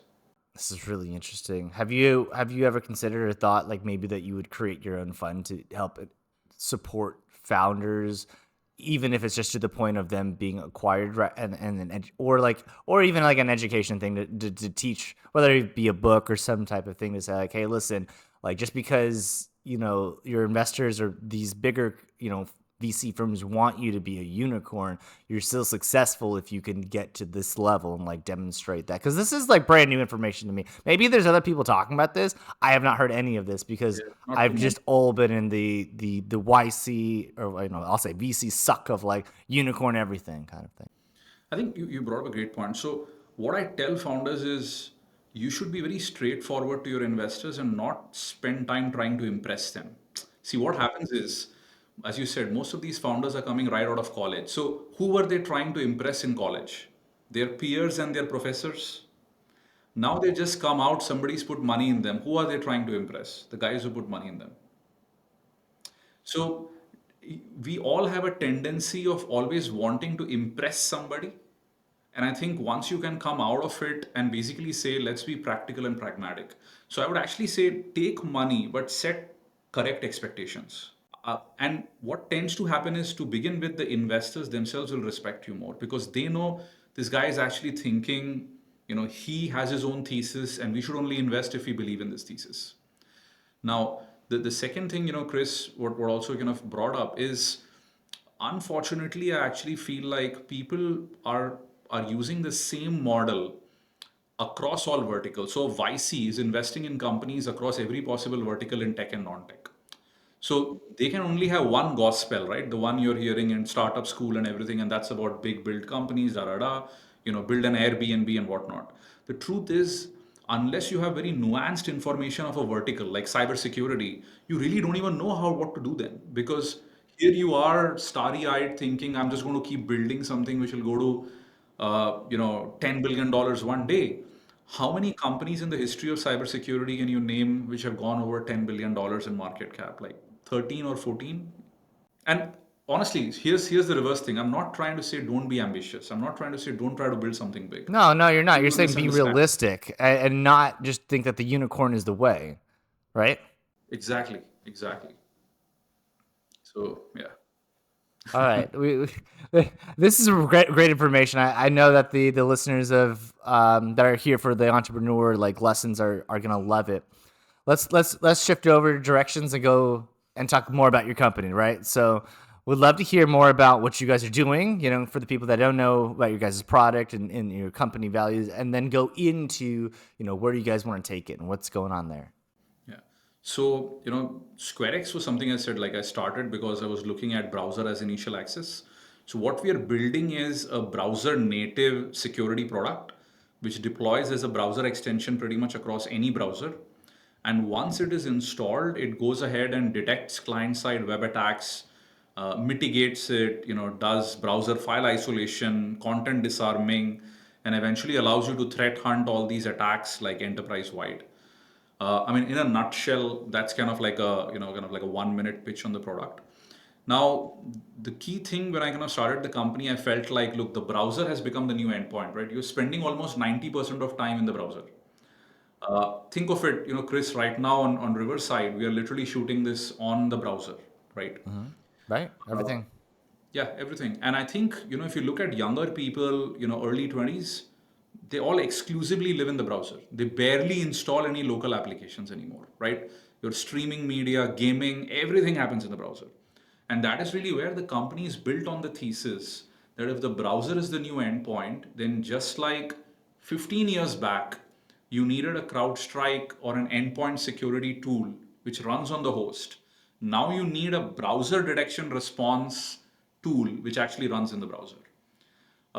And as we move forward, if we believe in the thesis of a browser first, internet first world, then this would make sense because you're sitting on the gateway device, which 15 years back was your computer, today is your browser. So I think we've been doing pretty well overall now, starting to deploy proof of concepts and slowly closing customer accounts in some of the largest plants in America that you can imagine. We have people scattered over Singapore, US, India, We just hired our, chief revenue officer, David Smith, based out of the US. So yeah, I think so. The company is compounding. The last 2 years have been amazing. 16 to 18 months close to building the product itself. And now we are happy to go to market and start to see like how customers are responding. Is the so when you guys are integrating this into existing enterprises, are you guys starting with the pilots, or are you guys able to get paying customers immediately? What Yeah, does that look like from a business great perspective? question. So I think, if you visualize security products, I would kind of say one is inline and the other, I mean, lack of a better word, is I would kind of say like, out of line. And what I mean by that is any security product which is in the data flow of a user's day-to-day working.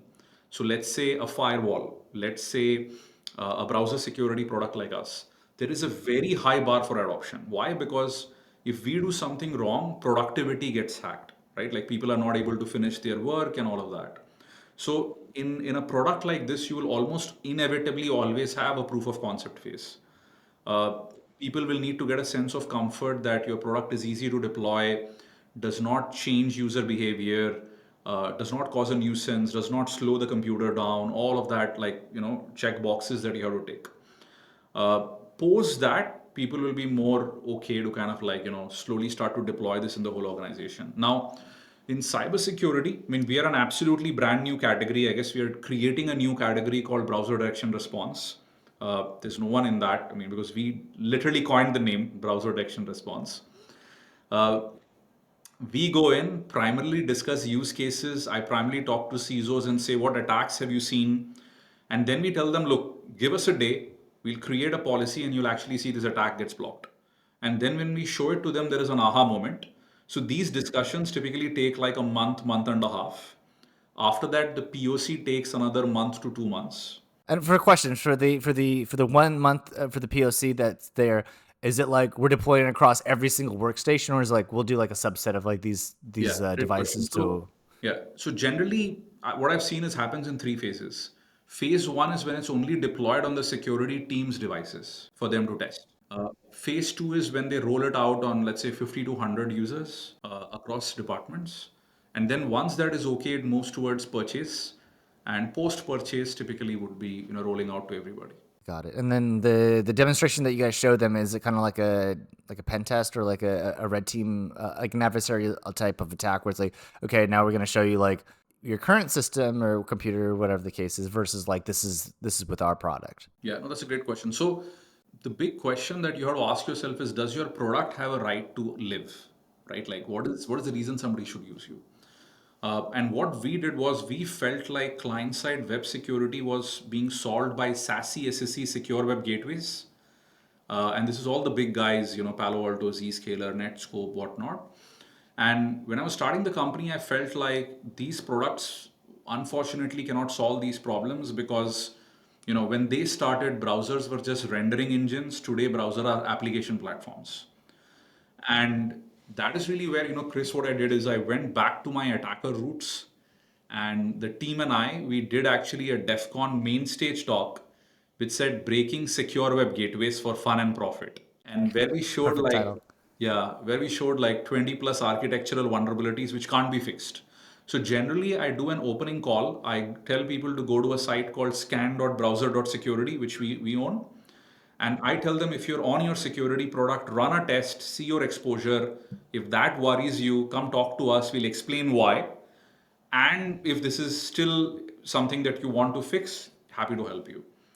And that way, I think it's almost like, as you said, an automated browser pen test of their exposure to client-side web attacks, while all their existing security products are turned on their own infrastructure.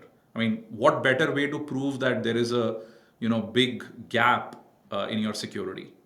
Especially if you're able to just have them go to a website and it executes immediately, instead of like a back and forth of like, hey, let's set up a time where I can show you kind of thing. It's just like, Yeah. boom, it's instantaneous, and then they're able to see it.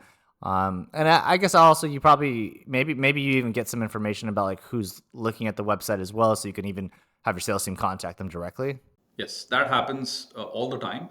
And one of the things we did, which is a big, big, big departure from what the industry follows, is we've put up dozens of videos of product demos solving attacks on our website. Trust me, no one does it. Everybody hides it. You need one call, two call, three calls before you finally get to see what the product actually was. And my perspective is, look, I'm a security guy, 25 years. Show me the real thing. Show me what it is. I'm smart enough to figure it out. I'm smart enough to decide if I want to talk to you. So we want to appeal to, feeling that people who contact us, you're smart enough to decide versus take you through, three sales calls, take your requirement and then show you what we have. That's beautiful. Yeah. I've seen a lot of companies' websites and it's like they have the buzzwords and you're like, what the hell do they even do? Like, let me try, I want to see a demo. I want to see something. It's like, great, schedule a consultation. I was like, Exactly. of course, I'm not a corporate company to be able to purchase things anyways, but it's an interesting, different type of approach when you're looking at enterprise to be able to show them immediately. It's beautiful. Absolutely, yeah. Okay. I did cut you off. You said the pilots are display it goes out in three phases. The first one, small micro group, and the second one's like a bigger group. And then what was the following up with Yeah. the Generally, Chris, the third one is like when people just say we want to purchase and we want to move ahead. So in very, very rare cases, I think there's a pre-phase where what happens is we set up the product on an AWS workspace and they go test it even before they test it on their own company environment. That sometimes happens. I think we try to avoid it because what tends to happen is, end of the day, when you start to deploy on your own network, you get to see a lot more rich data versus on a test network. So I guess from the technical standpoint, like, does this work across all browsers or Yeah, all browsers, Chrome, Edge, Firefox, Safari, any Chromium browser. any Chromium? So that includes Android. Is that correct? Yeah, absolutely, absolutely. So I think on mobile devices, what tends to happen is Chrome itself goes ahead and disables extensions, but any Chromium-based browser app on Android can be deployed with our browser extension. Okay. So it's a browser extension that your guess is a product. Is that correct? Correct. I mean, in the background, there's a lot of stuff happening in the SaaS service and everything. But we wanted to make it easy because, end of the day, you don't want a massive change management, give people. Gotta give them a whole new browser. Yeah. That does not work. That does not. I mean, we've talked to so many people where they're like, hey, this is just too heavy duty for us to roll out. Yeah. If you had given us like a new browser. Yeah. Yeah, no. I'm completely joking. This is too uncomfortable for people to change, right? Okay. From a security perspective, is there any concerns that you guys have, or like how handling any types of like browser escapes or like a extension types of attacks? Yeah. So I think look, the only thing everybody will have to worry about, of course, is any 0 day in the Chromium source code itself, right? Like that, unfortunately, nobody can go ahead and patch again simply because it is at the lowest levels of the application itself. Now, the good news is, apart from that, I think browser extensions are siloed out in a very interesting way, which is scripts running on pages can't really talk to browser extensions directly, and that's the whole sandbox model that Chrome has created. So barring any 0 days in the sandboxing itself, architecturally these are siloed out environments. So very difficult to go ahead and break into a browser extension using something like this. Uh, Apart from that, I actually also would say that once a browser extension is deployed via group policy in a company, users cannot really disable it, stop it, and do any of those because the browsers get converted to managed browsers. So that is the layer of security, that you kind of have, just like when you deploy an EDR or an XDR, via a, managed device. Nice. And does it let you know in live time or later even if you had like clicked on something that was malicious? Does it let you know in the browser, or does it say like, "Hey, Yeah. this wasn't good"? Yeah. So we immediately go about blocking it, and then of course the admins in the admin terminal can go about looking at the whole event. We have attack graphs, so they can understand every single thing that which ended up happening. So we do all of that in a very, very granular way. And depending on what kind of policy the enterprise is set, we can also throw up an educational message telling them what happened, or just point blank, just block it and say, hey, this site violated some policy. Okay. And then do you also collect like the telemetry and information about like if like the things that are blocked to be able to like build like a threat detection model for, or not a model, but like saying like, well, we're noticing a pattern here kind of thing. Uh, Links and things go into specific URLs or whatever the case is. Yeah, I think that's largely part of our threat detection, algorithms. So once we discover something is kind of like bad, we model it, we automatically pick up the IOCs, and then we go ahead and push out like auto remediation across the enterprise. Regarding using the customer's data, I think it's up to them. Most of them opt out and they don't want us to use any of their attack data to, train our own models or to use it across tenants. And that is something we respect. And cases where they say that they anonymously want to go about sharing all of this threat intel, we go about using it, posting a blog, things like that. Okay, very cool. And then you said you push it back to the enterprise as well. So like if you have the IOCs and stuff like that. So do you have integrations with existing types of tools where it's like we found this type of thing and then it could integrate to a I don't know, firewall or something else that could potentially like help its other types of defenses? Yeah. So Chris, primarily the integration most people want is, back to their SIM or back to data lakes of Okay. EDRs and all of Okay, that. right. Okay, yeah. And that's the way most people want to explore. But you're right, in some cases, people want us to hit a webhook, or go about like creating a case in ServiceNow or, informing the person and his manager that, there was like this trigger event which ended up happening. So I think what we generally do is on a per customer basis, we ask them what integrations are required. And till the time, whatever you want us to integrate with has a simple API, generally takes us a day to 2 days. We do it because we know that, after some point, there's only so many integrations in the world that people would want. So there is a good convergence and it's not that you'll keep on building more and more integrations. So Got it. Because I suspect like businesses and companies can get into that loop of like, well, this one client wants this integration, now we have to build that, and this other one wants that, we have to build that out, and they can get into this like loop of like you're building all these integrations for one-off use cases as you're getting clients, and it's just not feasible to continue to do so. yeah, yeah. Generally, if we feel that is not something we can repeatably use across multiple clients, like a very esoteric service nobody's ever heard of, then we try to put it on a roadmap or we try to get some commitment. So if let's say we are running a POC and the client says, "Oh, we need this integration," and my question would be, "Well, if I get you this, are you buying?" Yeah, of course, yeah, right. Right? Because if you aren't, like, okay, this is just a wish list then. But if you are, and you can, put your money where your mouth is, okay, we'll just build it out in the next 2 days. So I think very important as an early stage company and entrepreneur to differentiate between a wish list and a must have. Yes. Please go into this. Yeah, and I actually feel what tends to happen is people will say, hey, in the early stages, take a design partner, take a couple of design partners, work with them, understand what customers need. I actually feel like if you choose the wrong ones, they can lead you onto a completely different path. Also, what tends to happen is you have to be very careful if a feature request aligns with the long-term vision of your product. So I can give you one example, right? There was this. I mean, even if I tell you the space, you will know who it is. So I'll because all NDAs.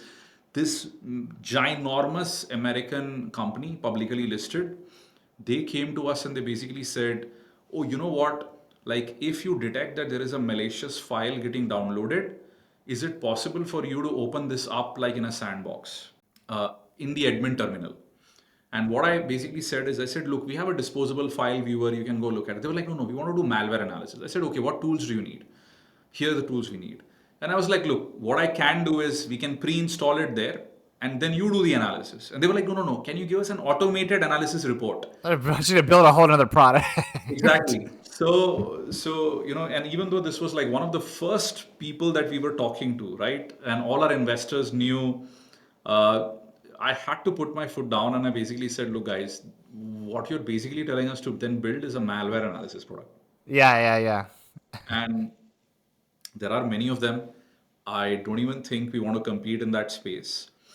So I kind of went back and said, I'm happy to integrate with an existing product if you want, which is we send the files to them and we send you over to them and you figure. But they were adamant, did not work out. Now, on the contrary, there are so many cases where when we speak to customers and they say, could you build this? Could you build that? If it's POC stages, my first question is, will you buy? If I feel it's aligned with the Right. conversation. After sale, if they ask for something, I'll ask them what problem do they really want to solve. And the big reason is many a times understanding that maybe the product is already capable of doing it and they just haven't explored the product enough. So what I Or try there's an existing solution already out there that they just haven't even thought exactly, about, right? Yeah, that's exactly, brilliant. So you exactly. bring it around because you don't want to spend so much development time on something where it's like, did you guys even look at the market? Like, And that's already out there. and the truth is, customers aren't really asking you for a new feature when they ask you for a new feature. They are trying to solve an unsolved problem. And I think I try my best to get to what that unsolved problem is. And I'm like, okay, what were you expecting to solve with this feature? And when they come up with that, I look at it and say, well, no, this is already solvable. Just apply this policy. And they're like, oh, is it? We didn't know. And gives me two intel. One is, of course, that, okay, there's a product education problem. You're a new category. You have to work on it. Yeah. Yeah. Yeah. Yeah. And the second thing, of course, is which I teach my team as well, is patiently try to get him to talk about his problems before you hear out what he thinks you should be doing to solve it. Right. Or else you just gravitate towards massive feature requests. Yeah. I thought you were gonna go with like potential users and they're like, oh, I want this would be cool, but like nobody's paying. And then they're like, well, like if I build this, are you gonna pay for it? They're like, oh no. It's like, well then I'm wasting my time. I mean, selling to enterprises is a lot easier, is what I realized, is generally because they value their own time. Yeah. So, Yeah. Yeah. Yeah. yeah, I mean, if they're not interested, they're not going to talk to you because, there's 6 people on a Zoom call. Nobody wants to waste that much of time. I guess that's a big difference between the like selling to consumers versus selling enterprise, right? Exactly, exactly. So I feel like, when an enterprise sale, if I feel you have them on the third call, which is first is discovery, second is use case discussion, and the third one is, oh, let's explore a POC. In general, you are on the right track to closing them. Most people drop off after discovery. So, Right, of course. that's the place where most amount of drop off will happen. Like during the discovery, what's something that you as the founder or the business is trying to figure out as quickly as possible? And by the end of that call, do you know if it's going to go to the next one, or do you still have to like, okay, we need to give them time to like, process and come back? Yeah. A lot depends on how open the team is in discussing things. And what tends to happen is there are some cases where somebody will just come up and say, "Okay, show me what you have." Right? And those are the worst calls because you really don't know whether what you're about to show is important to them. So what I've started doing, most of the calls is I'll do a team introduction and I say, hey guys, I know your time is super important. SquareX does a crazy number of things. I wouldn't want to waste your time telling you about things which are irrelevant. I'm assuming you have an EDR. I'm assuming you have a SASE SSE. And the reason I say I'm assuming, because if I turn and say, do you have an EDR? They're like, oh, I haven't signed an NDA. Maybe I don't want to tell you that. Oh, interesting. So you've come across this as a problem before where they're like, well, we do, but we can't talk about it kind of thing? Yeah. So the best thing to do is allow them to refute rather than you taking a confirmatory yes. Wow. So you say like, I assume you have this. I assume you have that. Shall we continue, or is something different? Wow. You need to write a book, man. Or you got these are such good gold nuggets of how to even do sales. So did you? Okay. Please continue. I have another question about sales after this part. And then what I do, Chris, is once they say yes or no, then I move on, and they say yes. Then I say, okay, you've been running SASE SSE for a while. I'm guessing these are 4 problems that you're facing and many others. Is this correct? And then people will say, okay, this. And then I say, well, why did you think about talking to SquareX? Did you feel we're going to solve this or any other problem for you? Right? And generally what I do is in the agenda itself, I will just say 5 minutes discovery question. So the big reason is as the person is answering, he's like, okay, like the most I'm going to answer is for 5 minutes. And then after that, you're going to show me. And then he will be patient. No, it's just expectation management because if he feels you're going to bombard him 15 minutes with a question early in the morning at 9 a.m. before he's had his coffee, he doesn't want to talk to you, right? He Right. wants He's to already know. checked out. He's already checked out immediately. Yeah. Exactly. So you have to make it clear that this isn't more than 3 to 4 minutes. Okay. Jesus. So like these are like the most advanced sales tactics I've heard. Someone who's a deep security researcher. How did you learn sales now and to be able to like navigate such difficult ways? Obviously, there's been like trial and error and stuff like that. Obviously, you've gone through the trenches already, but outside of the trenches, if somebody's like, well, I don't want to run through the trenches, and Vivek already did that, like that, it's a bit scary. Maybe there's some other resources that Vivek can give us. Like, what are some ways and additional resources that people can like learn this apart from having to go through the trenches? Yeah, I would actually say, Chris, I'll give you slightly kind of like interesting answer to this one.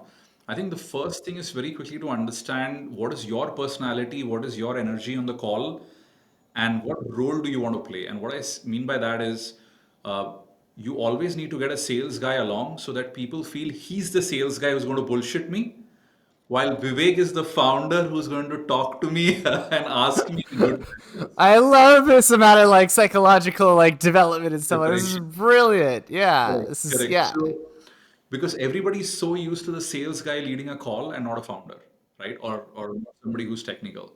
So I think that way what happens is I can be matter of fact, I can be serious, I can play to my personality strengths, and I don't have to start talking about the weather and how is it and Iowa today morning and who won the games yesterday night or any of that stuff, right? I don't know. Okay, you have a sales guy do that, or do you not talk about that at all in the meeting? I mean, it just depends, right? Like, I mean, different people, different energy, depending on, whichever part of the world they're in. I mean, they love to talk about different things. And people are sometimes used to being a little entertained along with educated on vendor calls, right? So I've seen different energy happen on different calls. So that is one. Of course, I can tell you, I've learned the hard way. Like the first couple of calls I did were miserable. Oh, right. They And always are. They always are. the best thing to kind of do is you start to very quickly after the 10th call understand the pulse and formulate a strategy around how to lead the call. So what I've realized is very quickly in the first 1 to 2 minutes, or by looking at people's LinkedIn profiles before they come on the call, figure out if this is a non-technical CISO or if this is a technical CISO or are these technical people, right? Tech people hate the marketing bullshit, so you jump in right into the nitty-gritty details and you start talking tech. While if this is a non-technical person, you want to talk about value to customer, high level, problems that you're solving, and quickly try to see if he wants to connect you to the tech folks on the next call. When you have that high level call with the, as you had just mentioned, do you also like try to point why like revenue matters at that point, or like how or the mitigation of risk for those, or like what's the main concern that they care about? Yeah, What are yeah. some You yeah the brought up a deeper great yeah. question, right? So I think for most non-technical CISOs, what may happen is compliance, risk, any new attack they haven't heard about generally are higher priorities. If you go too nitty-gritty details into how the product works and start to do some crazy demos, it wouldn't matter. I think they'll get lost, their attention span will go away. So it's very important you scope the person before you go on the call, which I do for every call, right? Like, most technical people, unfortunately, aren't as vocal on LinkedIn as much as one would assume. That's what I've seen, right? Like, look, you and I, we run our own, companies, podcasts, and things like that. So we are a lot more visible, vocal, verbal on all of these platforms. So generally, what I try to kind of like figure out is, as you said, right? Like, I mean, have they liked an article? What is their background? How do they describe themselves? That's very important. So I think in the LinkedIn, at the very top, you can immediately see how a person describes himself, and that way you try to kind of like understand what the persona is, because the only thing I've kind of self learned in sales is understand what that person prioritizes and try to speak his language. And try to understand their problems, because that was, I think that's from my understanding, that's the whole deal with like selling this pen. Like if you just start selling the pen, then you're not the best salesman. But if you understand the problem or why they actually need the pen, then you understand the point of sales is what I Exactly. understand. I mean, best example is, right now we are talking about such minute details of like, how to sell, how to do, because I know that in your podcast, people watching are all thinking, I'm a security researcher. Can I ever be a seller? I'm a security. Exactly. Or like, that as well as like, I'm sure you've had this as well, but like as I'm like doing security research or whatever, anytime I spend like having a dream of like starting a company or something else entirely, it's like, if I do that, am I still a hacker? Because this is so much part of my identity, or like of being such the security researcher guy. If I do this, then I'm the business guy. So yeah, please. And that's where, Chris, that's the big reason why, if you notice, I'm not talking too much about SquareX on your podcast. I'm talking about everything around it. And that's like consciously realizing who your viewers are and trying to speak to them. Because if I just talked about SquareX, what research and everything we do, after some point, your readers are going to be bored. So I think it's a very simple realization is know the person you're talking to, customize the message, be authentic. And as a founder, as a researcher, it is almost mandatory that weekly you need to do posts on your social media. And the big reason is Really? exactly that's the only way people get a gateway to who you are and what matters to you, right? And one of the big things I do is every time I have a call with anybody, I will connect to everybody on LinkedIn. Why? First is they get to see who Vivek is online, what has he been doing, the fact that he's dead serious about cybersecurity, been doing this for 25 years, creates trust. Second, Vivek is absolutely vocal about browser security, every aspect of it, every week on LinkedIn, which means this is a founder led company which prioritizes security research, right? Last, you had one call, it was discovery. People are like, this is not my priority, we'll come back to it later. But if they connect to you on LinkedIn and if your profile is popular, your content will inevitably keep surfacing over and over again. And at some day, there is an attack, you can solve it, and they remember because they're used to seeing you on LinkedIn. Right. It's that comfortability of wanting to work with people that you trust and building that relationship. I mean, like it's being in proximity and growing and being able Exactly. to and being visible, as you said earlier. And the big thing I would kind of say is like, people feel relationships can only be built in person if you talk to somebody. I don't believe that. I feel in today's world, you can build a relationship with people who follow you, who are connected to you on your social media accounts. And I take so many calls where people are like, hey, Vivek, I've been, seeing your videos on SquareX all the time. See, we forget that people consume information differently. So a lot of people create that prerequisite that only if someone is interacting and commenting on your content is he engaged. That is absolutely untrue, right? If someone watches it, goes through it, he's super engaged already, and we shouldn't discount those people as someone we've already built a relationship with. Yeah.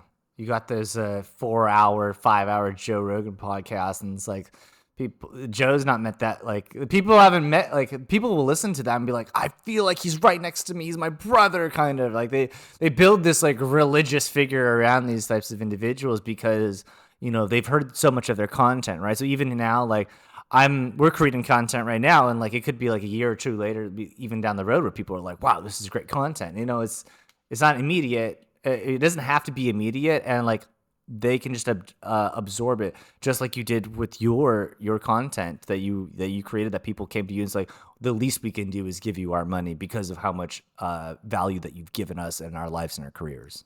Exactly. So I'm a big believer of, as you said, right? Like, giving things out, interacting with the community, being authentic. As I said, we were the very first to put out every single product video because I was like, hey, what can be more authentic than you being vulnerable openly about how you're solving, a problem others haven't solved before. That means you have to be, I mean, we know as people who are, socially available online is you have to be, open to people writing comments, you have to be open to the trolls, you have to be open to everything. The trolls, yeah. Yeah, I mean, and honestly, I mean, that is a rite of passage today if you want to build anything, you know. Yeah. Well, if you want to have any social media presence, yeah, you have to understand, like, yeah, there's going to be trolls, people hating, whatever the case is, but it's just a part of it. But it doesn't define the value that you give to everybody else, right? Because the value that you give out and that you're creating should be more than the attention that you give to, like, it's trolls, whatever the case is. But you mentioned, oh man, all right, sorry, I'm blanking. It's being authentic, right? And you can It was one of those things that I read like it, or like I heard is like if it's just written down as like the vision is to be authentic, but then nobody in the company follows it, like then it's just words on paper that no one care about. But when you live it, it's something that always gravitates towards the people that are following you. And I think that you give a strong exemplary of being authentic.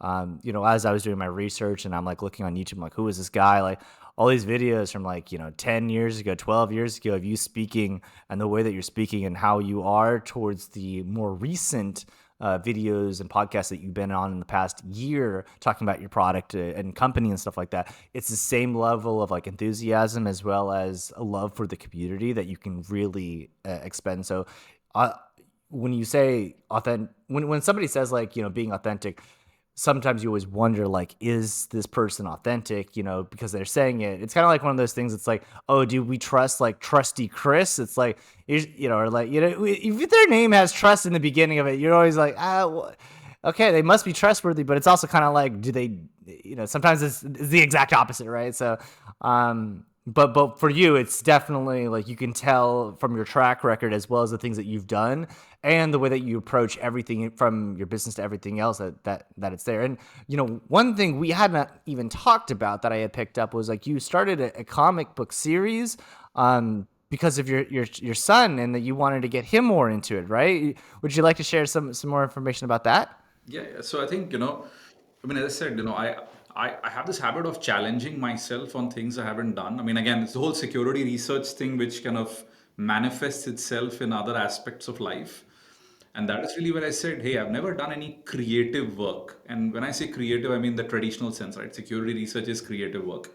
Uh, and that is really when that happened. And my son said, oh, I think, Dad, you're a hacker. And, that's a bad thing. And I thought, okay, let me build something to educate, him and kids his age about like how amazing this journey can be of being a, curiosity driven, hacker researcher.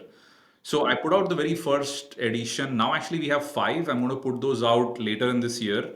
I've kind of gone ahead and blocked out my whole December last week just to work on that. And the idea, Chris, was very simple is we've seen so many hacking movies like The Matrix and everything. And that's really where, you have like Keanu Reeves kind of come in and, kind of pause everything and, the skies part ways and whatnot.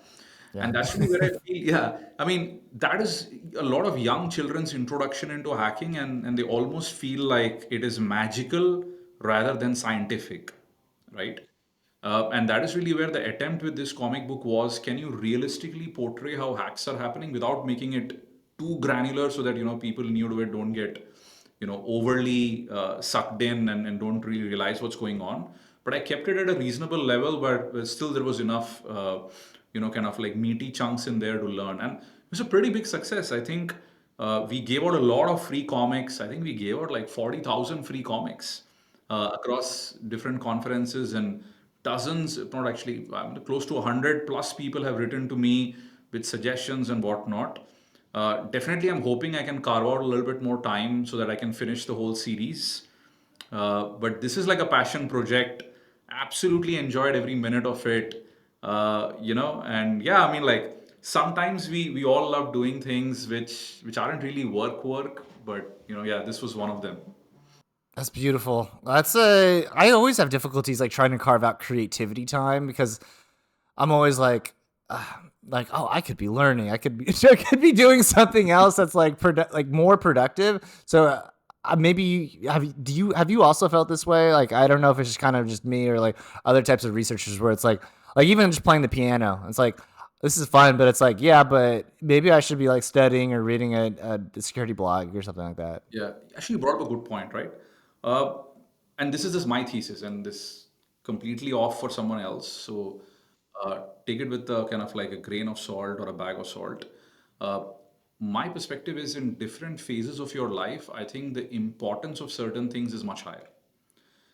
So when you're, let's say starting off your career and you want to establish yourself, every freaking minute should just go into that, which is what I did. You're right. Like nothing was important to me more than my security research, my website, Pen Tester Academy for years and years and years, right? Never took a single vacation. Never ever. Like whole 8 years of Pen Tester Academy, I don't remember taking a single vacation, right?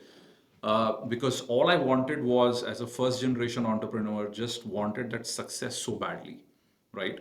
And this was my only opportunity, right? Like some things worked out, I'm on that track, want to make it happen. I think when you're in that phase, I agree with you, everything else is bullshit. Everything else is noise. Apart from some important family time, everything else is. So the only three things I would say is like, family time, exercising because sitting will catch up. Oh, exercise is always important. Yeah, that's good. Yeah. Yeah. And the third thing is every other living moment putting it into, work.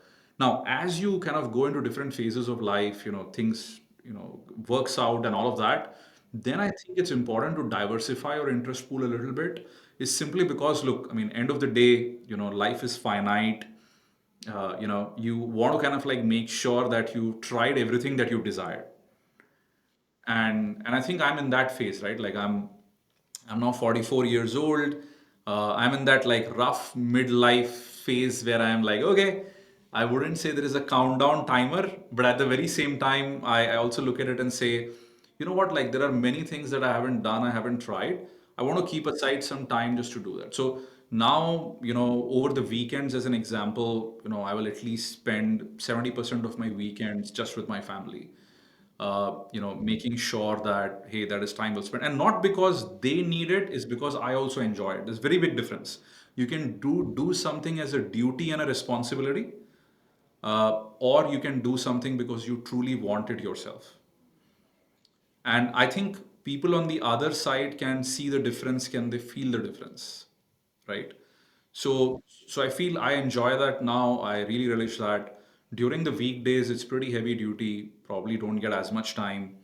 So I think just important. So I mean, I give you a very long winding answer, but yeah, I mean, like I've always wanted to take some musical lessons, but never happened. No regrets there. Uh, Definitely the ones at this point where I, prioritize is family time. No matter what, I hit the gym like 5 to 6 times a week now Oh, because wow. Congratulations. Yeah, that's terrific. I guess during the weekdays, maybe like right when you wake up or yeah, in yeah. the So what I evenings. do is, Yeah. I generally wake up by 6 a.m. I hit the gym by 6:30 to 7:30, 1 hour. I almost feel now it's become mandatory at 44. I mean, I look at this as more medicine than, Yes, it's something. preventative measures for long term health. Like my wife and I we're active gym members because like we want to live have a long life and like we want to have spend our time with our children and everything else. So yeah. Correct. Yeah, exactly. So I think, yeah, but rest of it, I think is part. I mean, you can't have it all. That's what I say to tell people. A lot of folks, super young folks, founders ask me, and I say, look, man, the biggest dream that you don't want to chase is you want to have it all.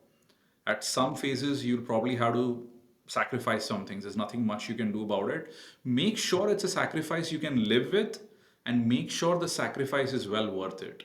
And that's the big reason why, I'm so opinionated about founders making sure they don't screw up a 5 year journey just because they thought they wanted to build a $10 billion organization and nothing came out, right? Because 5 to 6 years, you want to make sure it counts for something, you sacrifice, but everybody around you is also sacrificing. So even if it doesn't turn out to be the unicorn, at least gain something good from Exactly. it if possible. Yeah. Exactly. And people, I think people make that critical mistake of not realizing that any exit changes your orbit, permanently, right? And most importantly, any failure over 5 to 6 years, also in a very, very bad way, hits on your confidence, unfortunately, at times on self respect and whatnot. Because look, most of us, when we start our trajectory, we look at our peers and everybody's graduated from college and, people are starting to work. And then when you suddenly decide to be an entrepreneur, chalk your own path, that's a big break off from, the conventional path that you were planning. So 5, 6 years down the line, you want to just make sure. I actually feel if you play it right, if you're looking at the space right, getting to some semblance of success, if you've been at it really hard, I don't think it's difficult. I mean, building a unicorn may be a 9 out of 10 failure rate, but needing a mid-sized profitable business which you can exit for a really good sum of money, I think can be reasonably prescriptive. Got it. Uh, One thing I wanted to ask was that you mentioned like the EBITDA thing. That was like you don't look at that if but is that specific to like if it's a product based business versus like a service based business, or because like if it's a service based business is would you still say like look at the type of money that you're gonna bring them in It's a as great your question. services? It's a great question. So I actually feel you're right. Intrinsically, a service-based business is nothing more, right? Because most service-based businesses are people-intensive, which means if an acquirer comes in, all he's buying is good client relationships and a hope that he can keep your employees happy. Where the client relationships are more, I would say, more permanent in a way, or at least he has a longer time to ensure they can carry on. Uh, Honestly, I feel you can start a great services business uh, and eventually try to convert that into a product business. And this is exactly what I did with Pentester, right? I started off with a service-based business, which is I was going training people. Then I went online, did training, but I quickly converted that to a subscription service, a lab platform, had a technology component. Had I not had that, I don't think we would have had a great exit. I don't think, because look, end of the day, a services business in education would have been me making videos, me going and training. The videos will get obsolete, my content will get obsolete, topics will get obsolete, right? But the only thing which remains is if you create a lab platform, as an example, back in the day, that is something people can reuse for many different things. So you're right. You want to decide on it now. Your very first business, if you do it bootstrapped, almost inevitably will be a services business because where is the money coming from for you to, you know, build a product, nurture a product? So in my view, it's almost like a rite to passage, uh, and there's absolutely okay with it. But keep your expectations, right as well when you build a services business. So and then when you integrate and start building the product based business, specifically your guys's, because it's really interesting. Like you didn't have any customers, or you didn't have anybody say like, "Hey, you know what you really need to do is like make the examples in the browsers." Like, did you, or were more people, or was it like an idea that like this might be a good idea, and then that was what came out of it? Yeah, yeah. I think there are two ways to build a company, right? Like one is you yourself are new to the space, which means you're talking to enough customers because you're in love with the problem, but you haven't seen it long enough yourself, right? Uh, the other way is that you've lived and seen this problem, as a first person view for a very long time, and you have reasonable confidence in your gut feeling. So I would say, having been in cybersecurity, looking at how red teams work, how attackers work, this was more of a gut feeling that a browser detection response makes sense. Nobody's built it in the industry.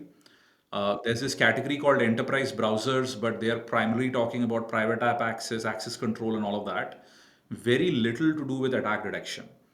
And my gut feeling was that, hey, people are going to need it. All attacks happen in the browser. And I think I started from that thesis, right?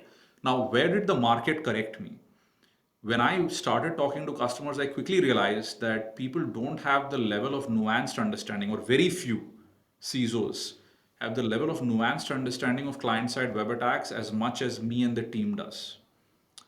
And I realized that, which means I can't talk about these 25 attacks. I just need to talk about three or four that they can relate to and then build on that. So I would say you can start with a gut feeling. The market teaches you how to map it to, your existing market's needs. And there you have to be very flexible on how you do it. And for Pentester Academy, or not security too, but Pentester Academy, when you guys were doing the certificates, right? That was a service based business, and then you shifted it over to product run, right? So how did you know that that product was going to that was that you could sell it, or that it was valuable at the time? Was it a feature that eventually became its own product, or did you have customers saying like, this would be really helpful? Yeah, I think early on, Chris, with Pentester Academy, I think I just felt like, okay, if I could just, honestly, if I could just make like enough money as I would have made in the industry, that was good enough for me. Very quickly, that went to, me feeling the need like, okay, if I made enough money that I could do this for the rest of my life, right? Of course, the bar goes up then. Uh, and you're right. I think customers teach you. with Pen Tester Academy, when I started first with just doing trainings, people said, I wish you could put more updated material online. I could refer to it. That's how the online stuff started. When the online stuff started, just as certification, people said, look, I'd be happy to pay for more premium content.